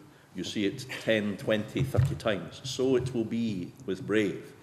So I don't think that any of us should underestimate the prime duty, the prime job, really, putting it baldly, that Visit Scotland's job is to promote Scotland. But from my standpoint, I see just how much engagement there is between Visit Scotland and the various parts of Scotland. And I see that at first hand in meetings I've had around the country, in various parts of Scotland, where Malcolm and Mike and many other people from Visit Scotland and others go and meet DMOs, local authorities, chambers of commerce, Federation of Small Business, whether it's in Ayrshire, as I met there recently, or Peebles, or Perth, or Kirkwall, or the John O'Groats Centre. All round Scotland, Visit Scotland are engaged. All round Scotland, Visit Scotland are accessible. And where there are difficulties, and you know the new Visit Scotland website, there's been some teething problems. These guys have actually gone to see individual B&B owners. They haven't sat in Chateau Visit Scotland in Leith. They've gone out to the front line and spent hours going over the problems that ordinary businesses face. And it's important for me to say that because, you know, maybe they're a bit shy about coming forward, but they have got a tough job because there's 270,000 people out there, many, many businesses that do have extreme difficulties from time to time over broadband or access to mobile phones as a real factor, as mentioned, which obviously visitors want, or the transport difficulties which have bedeviled some areas of Scotland, notably people who rely on the A83 over the summer, or people whose game fares have been cancelled and find themselves under real financial pressure. VS are always there to help, and they do help so far as they can. But strategically, structurally, what we do is work very closely with local authorities, and I welcome the Slade contribution to events, and with DMOs and organisations all around Scotland who have the primary duty to promote their own area. And many, many, indeed most areas do that extremely well. So I think there's always more work to be done, but I think that the role, the work effort of Visit Scotland Convener is perhaps not widely known because they don't boast about it, they don't talk about it, they just do it. Could I just add yes. maybe just a quick point to actually the evidence I gave this morning, just maybe it helps. The industry ambition through Tourism Leadership Group into the Tourism Alliance, that was a huge amount of work. It took years, in fact. And already, actually, from the time we published the report, in many senses, we're moving on already with it's a very dynamic world. And that's one of the reasons why we, as a board, took the decision to invite Stephen Leckie to join the board as an observer, which he has very willingly done. So the concept, as it's been put to us from ministers, is that Visit Scotland as a board should go forward as the sense holder of the vision to take the industry's ambition forward and to advise government as appropriate, and to inspire and communicate to industry to take that forward, and to some of the industry players that we talked about earlier who, you know, aren't necessarily so involved in Scotland. But in particular, I think it is important to highlight we do that in partnership with our partners at Team Scotland.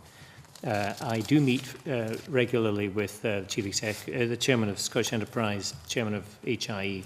Malcolm meets with colleague Chief Executives to ensure that we are joined up and that we take that industry vision forward as a dynamic concept and hopefully that it will evolve through the course of the winning years. And by 2015, we hope we will be in a different place, in a better place. John Park. Thank you, Convener. Last week's session, we focused on some of the lessons that could potentially be learnt from the Olympic Games, with one eye on Commonwealth Games, but also the wider tourism opportunities. Can I ask, first of all, how you feel sort of initially the Olympic Games has went in terms of opportunities it might provide for Scotland, or lessons that could be learnt in terms of particularly the Ryder Cup and the Commonwealth Games as we go forward? Well, we all enjoyed immensely the Olympic Games and the success of athletes from Scotland and from throughout the UK, and I think that is the common view, that it was a great success. So I congratulate everybody who was involved with that. I understand that there has been an independent Lloyd's TSB report already published incredibly quickly that has said that there has been a positive contribution to the economy as a result, and that all UK regions have and will derive benefits from this year's Olympics. And indeed they do go into statistics, so I'm sure if the committee wants it could study that report.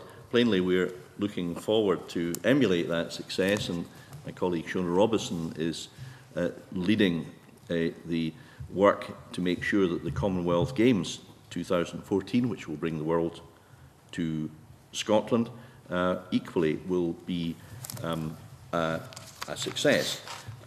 So I think we recognise that these are events that focus the spotlight on London, on Glasgow, on UK and Scotland, and we hope and expect that that will have a positive effect for all parts, and over time we will, using the Commonwealth Games in particular, build on that success.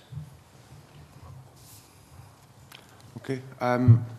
Obviously, during the Olympic Games, the Scottish Government were based down in London, trying to promote Scottish interests there. Can I ask if the Minister, members of Visit Scotland, were involved in the organisation around the events at Scotland House, and what you did when you were there to promote the winning year strategy? Well, I was unable to attend events myself. I think I was I was fairly heavily involved in other events in Scotland, actually promoting tourism here, and in places such as the Marine Energy Park in Orkney with the UK Minister who came up to that event. But I can't speak for my colleagues, so perhaps Mike or Malcolm could. Event Scotland is a directorate of Visit Scotland. Event Scotland, I'd say, physically organised Scotland House in terms of managing the event, but in terms of our Malcolm can tell you about that, and also about our involvement. We were down for 2 specific days that we used Scotland House for our benefit. We used it, one from a leisure perspective, so bringing in operators. It was only one part of a whole series of activities whilst we were down there. I'll tell you a little bit about that in a second. We also used it in terms of the business tourism contacts that we had, so we were bringing in the corporates who will bring their meetings and incentive business north of the border. London's also quite a good place to meet the type of conference organisers that the Minister talked about, that Glasgow's one. So again, it's very much about relationship building. Then there was a whole range of agencies and bodies that also used the facility, which is why we set it up the way it was.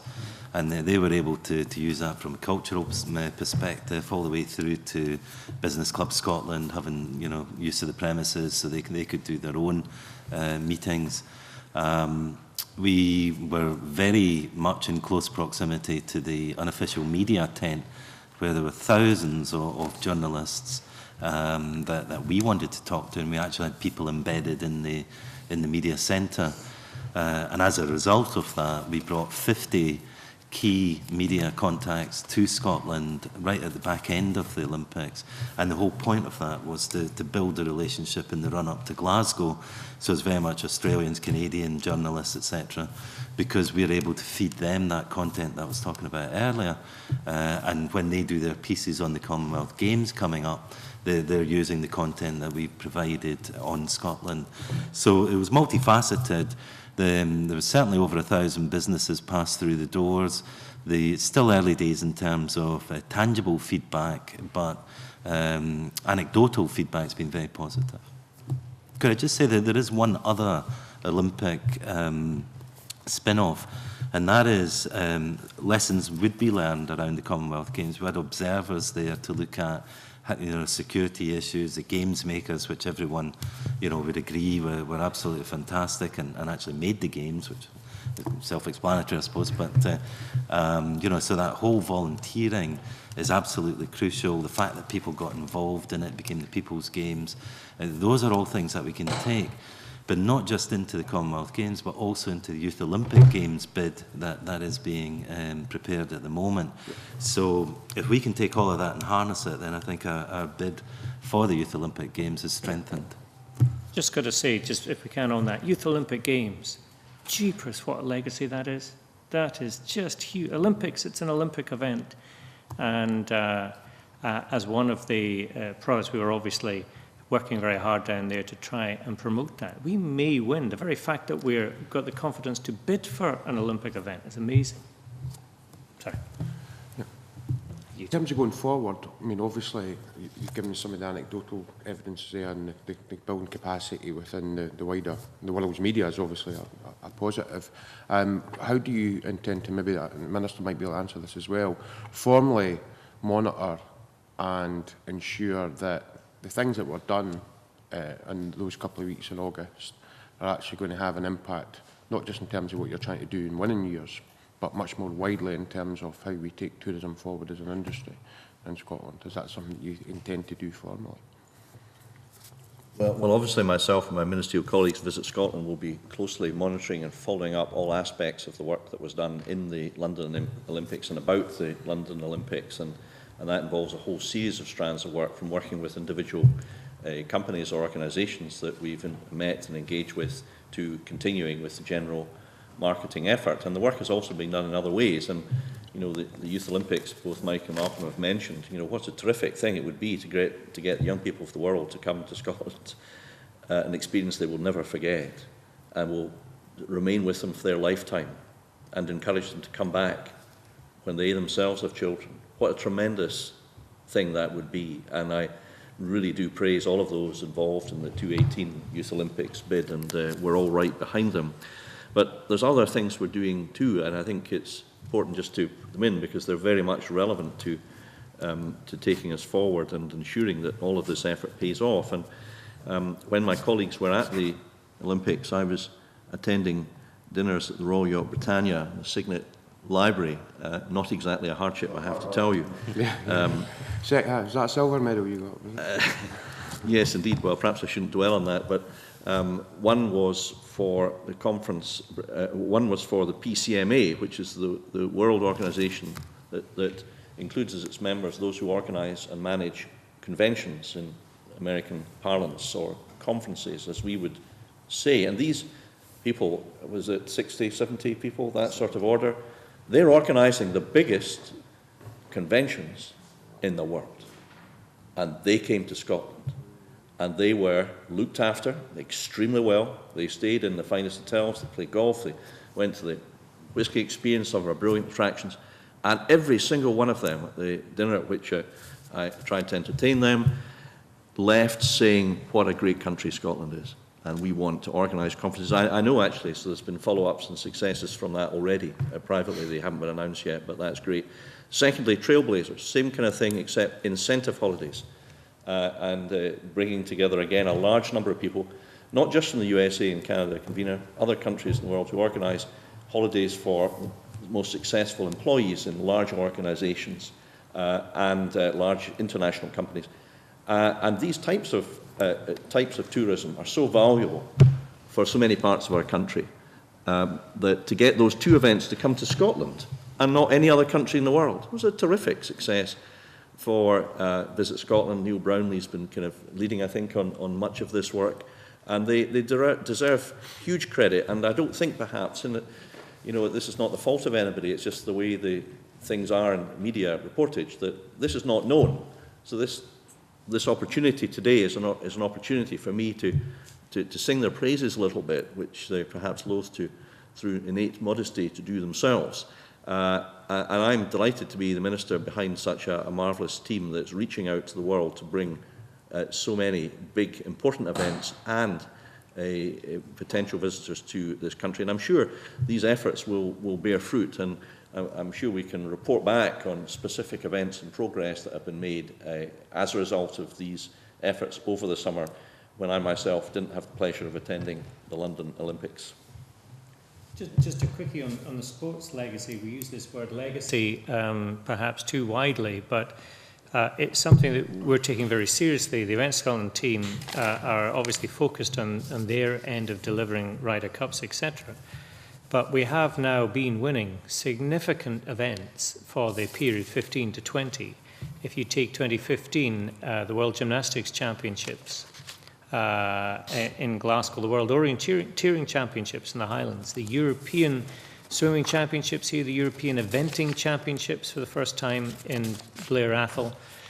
We are now playing the world stage, and when we get to that last day in the Ryder Cup, we will be looking at just the next step in terms of Scotland playing on the world stage in sport and in business tourism. Thank you, Convener. Mike McKinley. Thank you, Convener. Minister, I would like to compliment and maybe add to what you're saying, that as a kind of consumer who gets regular emails from Visit Scotland suggesting that or inviting me to go and visit different parts of Scotland, I've seen a huge improvement in the marketing over the last few years. They really are compelling, and particularly when most advertising emails and so on, you immediately hit the delete button. There's something about these that grab your attention. But as I travel about the Highlands and Islands region, I'm struck by the fact that some areas seem to do tourism very well and others not so well. And of all the local authority areas in the Highlands and Islands region, I would suggest that Orkney seems to have the most dynamic and vibrant tourist sector, and the various agencies, Visit Scotland, Creative Scotland, Historic Scotland, HIE, all seem to work well together there. But it seems to me that the linchpin, the catalyst for all this is Orkney Islands Council, who really act to drive forward tourism and to galvanise everybody in the community. My question really is that some areas, local authority areas, don't seem to grasp the opportunities given or created by Visit Scotland as readily as they do in Orkney. And I wonder if there is anything more that can be done to encourage local authorities to take better advantage of these opportunities that are created. Yes, I think Orkney does a terrific job, and I visited Kirkwall this summer and EMEC last summer, and we saw the excellent new visitor centre in Kirkwall, and I also saw the excellent exhibition centre museum in the Stromness as well on this visit. And I think there is a cohesion in Orkney of working together, which is extremely well. And of course, many people visit Orkney because of EMEC, because it's a world-renowned testing centre for marine energy devices, and renewables tourism, of course, is increasingly a tremendously successful facet of the tourism equation. And members may be interested to know that one of the conferences that we've secured with the assistance of the Bid Fund and team working with our friends in the Council, the Marketing Bureau and the SECC, is the Renewable UK Offshore Wind Conference, with 3,000 delegates, 3,000 people coming to Scotland because of renewables. So renewables is good for tourism as well as the economy and the environment. But getting back to the question of what other parts of Scotland can do, I mean, my impression is that most parts of Scotland are heavily engaged in tourism, that they want to promote the attractions in their particular area, and every area is different. Every area has different attractions. And it's right, I think, there should be a locally driven voice. And Stuart McMillan is questioning earlier, I think, raised this in respect of his a region of Scotland. And that's absolutely right. And I would like to see this engagement strengthening and increasing. Shortly, I'll be meeting Stirling Council to work with them in relation to the Year of the Homecoming convener. I work regularly with local authorities all round the country, and in places such as Fife and the Borders and Perthshire. I've had very good recent engagement with councillors. I would like to see each local authority having a kind of positive plan that they pitch, if you like, and extol, make it more explicit, a plan which identifies what the need is for more accommodation or more facilities, whether it's, more ladies' loos is high up in the lists of, some visitors and the responses about what needs to be done to improve the to improve the appeal of an area, if you like. So I would like to see a further engagement by local authorities, but I think the response of Slade and the statistics which we got from local authorities about the winning years showed, I think, that a tremendous 84% was engaged with the winning years, thought it was good for them. 84% is a level of support that politicians can only dream of, convener. So I think we should recognise that local authorities out there are doing a good job, and maybe those who need to do a little bit more, perhaps with areas that aren't immediately identified with tourism, perhaps more with industry. There's more of a challenge there, I think, can learn from areas that do, and I think that does happen through Slade and through COSLA and through other local authority partnership working. I don't know if my colleagues... Well, two very quick points. I said earlier, I've visited most of the main island communities, in fact, all of the main island communities at least once, and I think they're all doing tremendous work, one way or the other, but differently. I cite Arran as an example. Last year, Arran, as a business community, decided it was going to be a tough year, and their core market was the west of Scotland. So one of their midst phoned Lord Provost of Glasgow and asked if they could borrow their square, George Square, and he said, well, okay.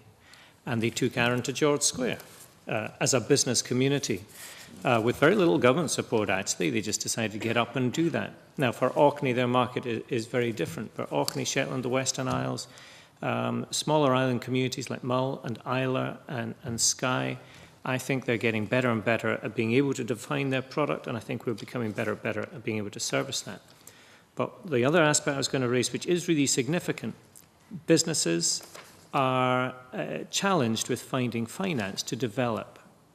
And we are seeing significant structural change in the business community across Scotland, broadly from those that are able to access finance, depending upon their own circumstances and ownership, and those that aren't. If I cite an example of that change, I remember visiting a hotelier in Inverness who was saying, oh, this is a very different season. We're seeing quite different demand patterns. And we had to talk about the fact that if you take Inverness, the Premier Inn chain has opened 140 bedrooms in Inverness in the last year. That's a profound difference. And there's Premier Inn who are expanding. They've delivered about 1,000 new bedrooms to Scotland in the last 2 to 3 years, despite the recession. One of their main competitors, Travelodge, has had some major challenges at the funding end and have been selling hotels, etc. So it's a very unpredictable picture, and I think the base will change. So what I'm trying to say is local authorities have their challenges and their issues and their strategies, but the business community is moving forward principally on where the funding is available. And there are some good examples of where some businesses are moving quickly, and that is creating significant change. Just on that point then, just as a final question, it's a brief one. We all know the banks are still not lending to businesses across the board as we'd like them to. But given the opportunities that are going to be created, what more can be done to persuade the banks to lend to this sector? Well, they are, and we are working very closely with them to help and encourage them. But it is generally more expensive than most businesses used to know. Are used to, and they are lending on specific criteria. And some businesses are better suited to that than others. Thank you. Rhoda Grant. Just on the back of that question about banking, I've certainly met a lot of businesses over the summer who were saying, because they were part of the tourism industry, the banks were telling them they would not lend. And that didn't matter what project they were coming forward with, they were being told, because they were part of tourism and it was a difficult industry and not secure, which seems crazy in the present climate, that they would not lend. Well, I've specifically been speaking with the Royal and Lloyds, who assure me that that is not the case. There may be other banks that believe they're overcommitted in that sector, but I'm not aware of them. So if you come upon such businesses that just say this is a bank that's out of this, as a bank we're out of this sector, I'd love to hear from them. We do regularly, John Swinney and myself in particular, do regularly engage with the banks, meet with the banks. We held a bank summit earlier this year, and we continue to engage with them. We appreciate that they have difficulties, and they do, as Mike Cantney has just said, make it clear that they now have funding available. Of course, there's no God-given right to a bank loan. There has to be a demonstration that the prospect is a good one, a strong business case, properly presented. These things are I think, right and sensible, and therefore that will apply. But obviously we are concerned to ensure that there is appropriate lending to good propositions in Scotland. As Mike has said, we are aware of a number of cases that have secured bank lending. And the last thing I would say, Convener, is that, and this I don't think is generally known, that those who feel aggrieved by a decision of a bank, whether it's to refuse a loan or to change conditions of banking for an existing customer, do have rights of appeal. And an incredible 39% of all appeals made have been successful.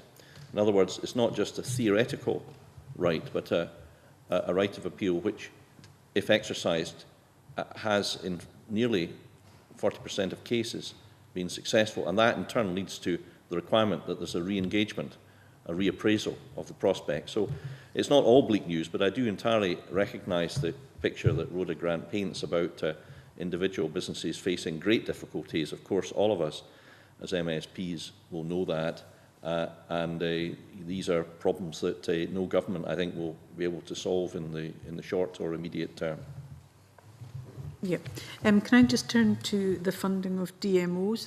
Again, over the summer, I met with a number of organisations who are involved in DMOs and some DMOs themselves, and they were very concerned about their future funding. We've heard from Visit Scotland this morning that Visit Scotland does the marketing. It's for the DMOs in a way to kind of distribute that on the ground and make the connection between the businesses and those who want to come. If there is an insecurity in the DMO structure, then I think we have a huge gap in how we build the market. What discussions have you had with local government, which is one of the main funders, and indeed the enterprise companies who also provide funding, to make sure that that is a secure source of funding and that they can build and plan for the future? Well, I've had a number of individual discussions with DMOs and councils throughout the country. I've already alluded to these, but I think perhaps it would be better and more useful for the committee if Malcolm Roughhead could give you the whole answer, because he's more familiar, I think, with the whole picture than am I. Thank you. I think you actually put your finger on it when you talk about plan for the future. And that's what it's all built on, because the funding will be predicated upon whether it's a business plan or whether it's a marketing campaign. So understanding what is it that we're trying to achieve, is it about product related or is it marketing? Because all of the local authorities are looking at how they spend money at the moment, and rightly so. And what they're looking for is a return on that investment. Now, what we try to do is work with those DMOs to help them build a long-term sustainable plan for the area. Now, sometimes that's through area tourism partnerships. If they don't exist, then we can do that in a separate forum.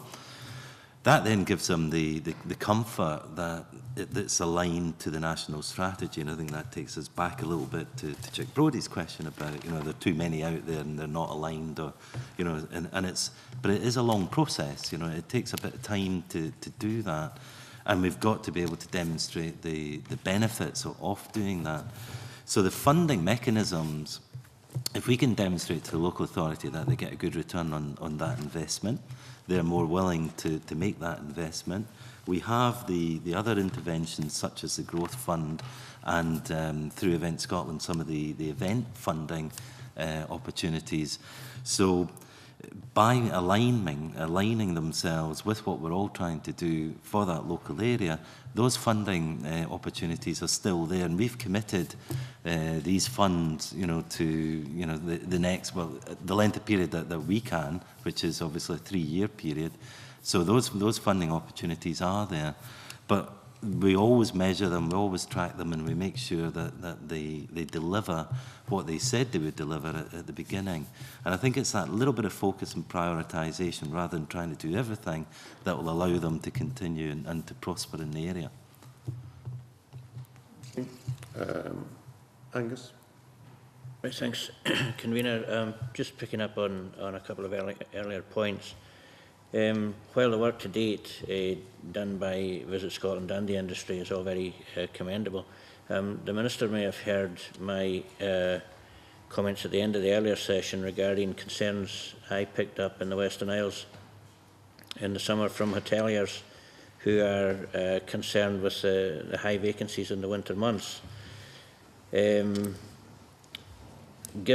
that it's clearly an issue, has there been any thought given to allowing local authorities to provide hardship relief, perhaps for 2 to 3 months, if a particular hotel is finding it difficult to attract custom in the winter months?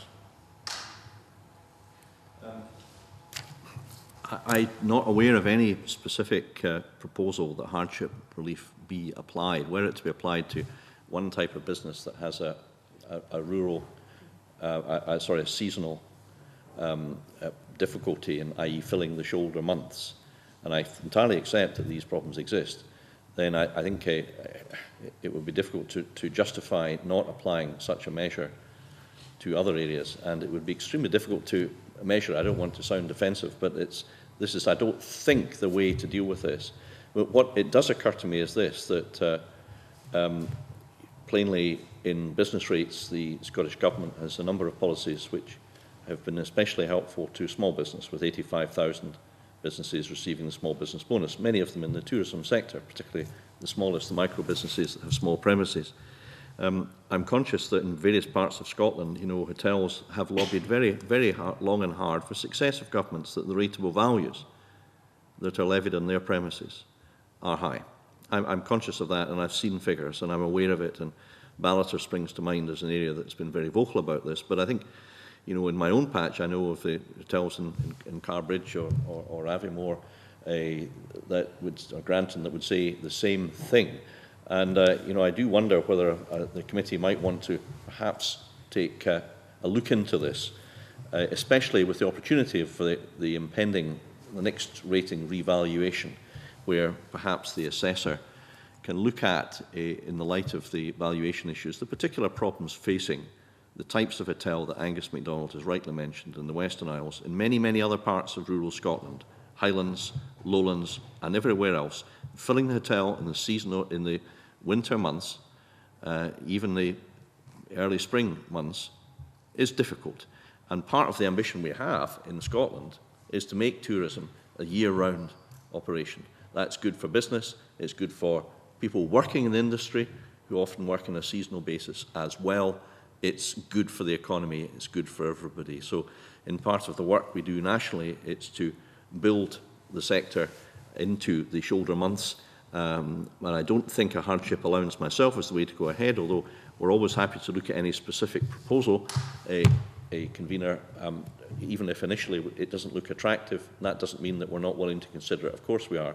But for the reasons I've said, I think perhaps another route to addressing this matter may be along the lines of a focused consideration of rateable values as they apply to hotels who may feel that they're very highly rated. And of course that's an overhead that has to be paid before anything else, and therefore is a real burden for many businesses I'm aware of. I don't know if there's anything else that colleagues would... No. Okay, thanks, Convener. The committee will certainly take on board your suggestion that we should perhaps look at that issue further, but I appreciate your response. My suggestion was just an idea off the top of my head. Okay, thank you. I'm sure there's Mr MacDonald, who has a connection with Aviemore, will be very interested in us pursuing this matter further. Stuart McMillan. One of the areas that's not yet been touched upon today is that of recreational boating and marine tourism. It's something, I had a meeting with Malcolm Roughhead yesterday, and it was an issue that we discussed. But I'm keen to hear from you, Minister, in terms of how important that the Scottish Government actually think that sector actually is. What more do you think that sector can actually deliver to obviously the tourism market, but also to the Scottish Government's kind of economic targets? And is there anything else, anything more that you think the Government can actually do to help and facilitate a wider and an increased recreational boating sector?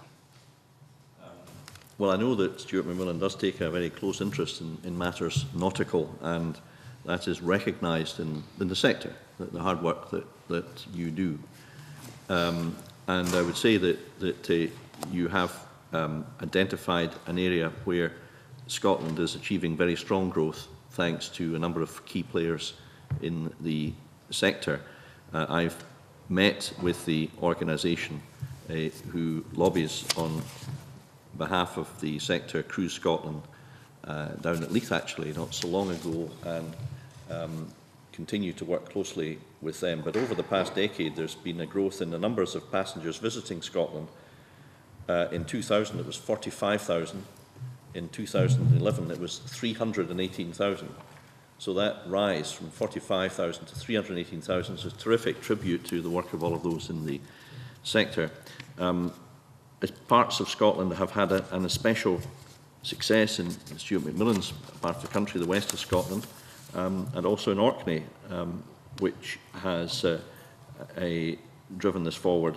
And we're working closely with the industry to invest in ports and harbour infrastructure necessary to support the continued expansion.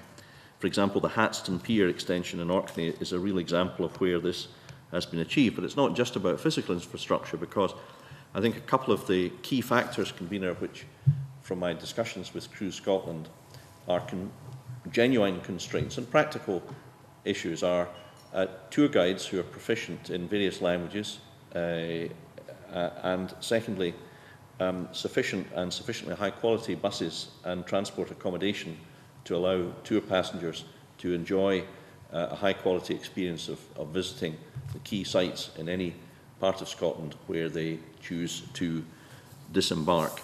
It's a niche market, it's a key market. We've got an able group of people leading the charge. They, Convener, deserve our full support, and I'm delighted that this issue has been raised today, and I think we would all wish to see the practical issues addressed to help them achieve even more for Scotland, which is, as far as its coastal landscape concerned, must have attractions second to none. I think just beyond all that, the one thing I was going to add, beyond all the various elements in terms of the work we do, the Event Scotland team, tall ships and all that, Port Soy and cruise, and some of the high-end yachting element. The one element that I really would like to see is an appreciation on the part of Scots. We live beside watercourses, and we live there for a reason. That's how Scotland is designed, almost every town. And we use them less than, and respect them less than we did. The Year of Natural Scotland has to be the year that we do something about that. As ex-convener of Loch Lomond and Trossachs, we had an ambitious plan that we haven't achieved yet, but actually providing sustainable transport across Loch Lomond and Trossachs is very awkward. It doesn't work. The transport systems don't work. But the loch systems all join at the top, Long, Lomond and Catron. And so the ultimate objective is that you can wander down the Broomelaw on your bike and jump on the Waverley and spend the day on your between bike and boat, maybe train, wandering around Loch Lomond and Trossachs National Park. We need a pier at the top of Aracher to do that, which we won't have for next year, but I'm assured we will have the link between Loch Lomond and Catron for next year. And just to get Scots out, you know, down the water and on the great ships, Sir Walter, etc. There's so much that I'd love to see Scots doing to enjoy our water recreational opportunities. Of Inversnaid up that road, is it not, to Loch Catron? Well, come on. They have a plan which involves bikes and some form of sustainable, they've got some form of buggy transport, I think, that they're going to use. Has to be said, the obvious win is Aracher to Tarbert. It's a mile, and links even to, I can manage that. And links to, I wasn't saying that, and links to the railways and obviously the water systems, and a fantastic day out. I think you're maligning Inversnaid, if I may say so, convener. And I say that as somebody who was foolish enough with a friend of mine to spend many Sundays running from Inversnaid along Loch Lomond to Calness, up the backside of Ben Lomond and through to Gartmore, as you do of a Sunday. Sadly in the past. I mean, that's been very. I mean, it has been very helpful, and it's very positive to hear of the ambition for the Loch Lomond Trossachs National Park area. And also, I'm very much aware of it's a project that's currently underway regarding the Marlin Waters. And also, this is something that has come up in the cross-party group in recent months. There have obviously been some difficulties, but it's been moving forward and it's now progressing, and that's very much welcomed as well. But certainly in terms of the whole kind of recreational boating and marine tourism sector, I mean, that's something that I firmly believe. It's not just about cruise ships, it's something that every part and every area of the country can fully benefit from, whether it's inland waterways or whether it's also around the coastal towns. And I know that there has been a lot of progress made over the last 4 years or so. But I do firmly believe as well that there is so much more that actually can be done to fully engage. And I take your point, Dr. Cantley, in terms of the number of people actually using our rivers and waterways. It's a lot less now compared to in the past. I think there is so much more that actually can be done, and I really hope that next year it could be used as a catalyst for that. And I'd be keen to actually kind of hear from yourselves and to be kept up to date with any progress that's actually been made from the likes of Visit Scotland and also any other bodies that you're working with to really make that happen. I think Stuart Whelan is quite right to point out that I should have referred to the fact that as well as cruise holidays, there's much more to what he's involved with than that, especially yachting and leisure sailing, and of course the west coast of Scotland in particular has got proud history there and a huge amount of activity in places around such as Rue and Helensburgh with yachting clubs, and a little world of people who are very active in this event and who persuade their colleagues and friends to come to Scotland for this reason. So of course we want to build on that as well as we do the development and the use of marinas throughout our country and a range of related events, including spending in chandleries and in ports and harbours around our country. And it's not a big world, but it's a very important world for tourism. And just finally, I hope that Year of Natural Scotland will perhaps allow us to showcase some of the attractions in this area of tourism as well as the many others. Lastly, John Wilson. Thank you, Convener. Good afternoon, gentlemen. The issue that we've heard this morning, part of much of this morning, is you get out of what you put into it. And we've heard the ratio is 20 to 1. And I would ask the Minister, and I'm sure Mr Roughhead and Dr Cantley may wish to comment on in response to this question, is does the Minister think that Visit Scotland and the DMOs have sufficient funds to make most use of the opportunities that exist in the years ahead in terms of the winning years? And the question arising from the 2006 document, the Tourism Framework, outlined at that point wanted to see tourism increase by at least 50%. Do you think that target is achievable in the time you have left?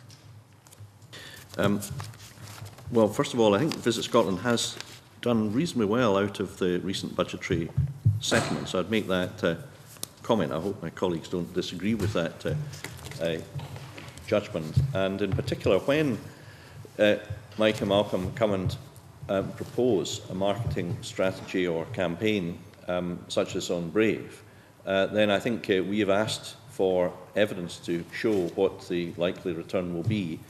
Having received a convincing case, we have provided the funding, the £5 million plus £2 million for promoting Brave. In relation to the bid fund, £2 million isn't a huge amount of money, but look already what it's set to deliver, with just over 300,000 set to deliver 30 million. And incidentally, around 40% of the people that come to Scotland in business tourism will come back to Scotland, or will bring others to Scotland. So that's an additional 9,000 people that will come from that. So the return might not just be of the order of 60 to 1. It could be even higher than that, you see. Although, you know, one must study all these projections very carefully and so on, and we are in the course of doing that once again.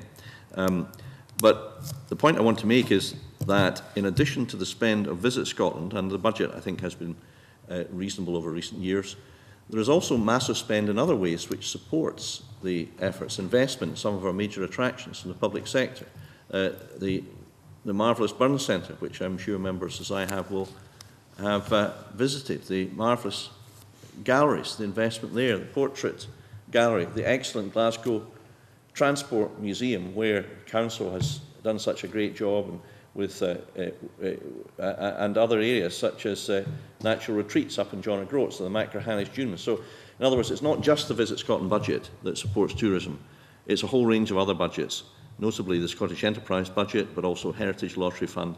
And very often Visit Scotland's idea is to bring together partnerships to stimulate and help to facilitate the success of local campaigns by DMOs or local councils, who rightly argue for the success of their area. So I think we should look at the picture not simply in terms of the Visit Scotland budget, but thus far I think, I hope this is right, we have managed to accommodate the requests from Visit Scotland for specific funding to do specific things, and I see that that process will continue, and there are always other things in the in-tray which we are considering, and we will do our very best, despite the difficult economic climate, to do that. I think what I was going to add is, to be fair, government do, when we do go back on projects like Brave, they have been extremely helpful if we can put a persuasive case. I think the bigger issue in terms of the 20 to 1 target to put in the back of the mind is into context. In Britain, tourism is about number 6 in industry terms. In Scotland, it is number 1. But more than that, in the short term, what better tool to use to move the economy forward? In the very short term, when you talk months into a year or two, when you have projects like these at hand, there's no better way of moving the Scottish economy forward in the short term. And from a government perspective, if we're getting back a minimum of 20 to 1, that's pretty hard to beat in the short term, because it's 20 to 1 in most order within months, if not within a year. So it is a really strong tool. But the tricky bit is, the only way we're going to make the winning years really work is if we catch the imagination of Scotland, not just the industry. That's the tricky bit. Minister, would you like to comment? There was a second part to my question, and that was the target, and Dr Cantley's made reference to it. But do you feel that we're on target to reach the 50% increase in tourism target that was set out in 2006? Well, I alluded to really very positive figures from March 2011 to 12, with a 15% increase in expenditure. I mean, that was a truly remarkable success. I've alluded to the success which we are going to see from the bid fund of 321,000 delivering 36 million. A return of 56 to 1 very much helps you move towards these targets, although the conferences run from 213 through to 215, where there's 5, and then there's as many again thereafter, including the World Biomaterial Congress in 2020. This is great for the industry, incidentally, and bankers, because it provides an element of confidence in the overall product, which is great for confidence in the sector. Of course, we have the highest ambitions exemplified in the target for 2015, 50% growth by 2006. Of course, 2006 was a different time. It was a different era. It was before the recession. So, of course, it's challenging. And, of course, when we've dwelt today on some of the real constraints that I think we all recognise, whatever our party hat label may be, APD, VAT, fuel duty, the highest in Europe, 59% as opposed to 48% in France and Germany, or 43% in Spain. I mean, paying 16% more for your fuel is not great when people have to, many people have no choice but to take a holiday by car to get here. So there are these barriers, and these, unfortunately, are real practical concrete barriers which make it more difficult for us to achieve our high ambitions. But no one will have higher ambitions than us, the 3 people sitting in front of you today, for Scottish tourism.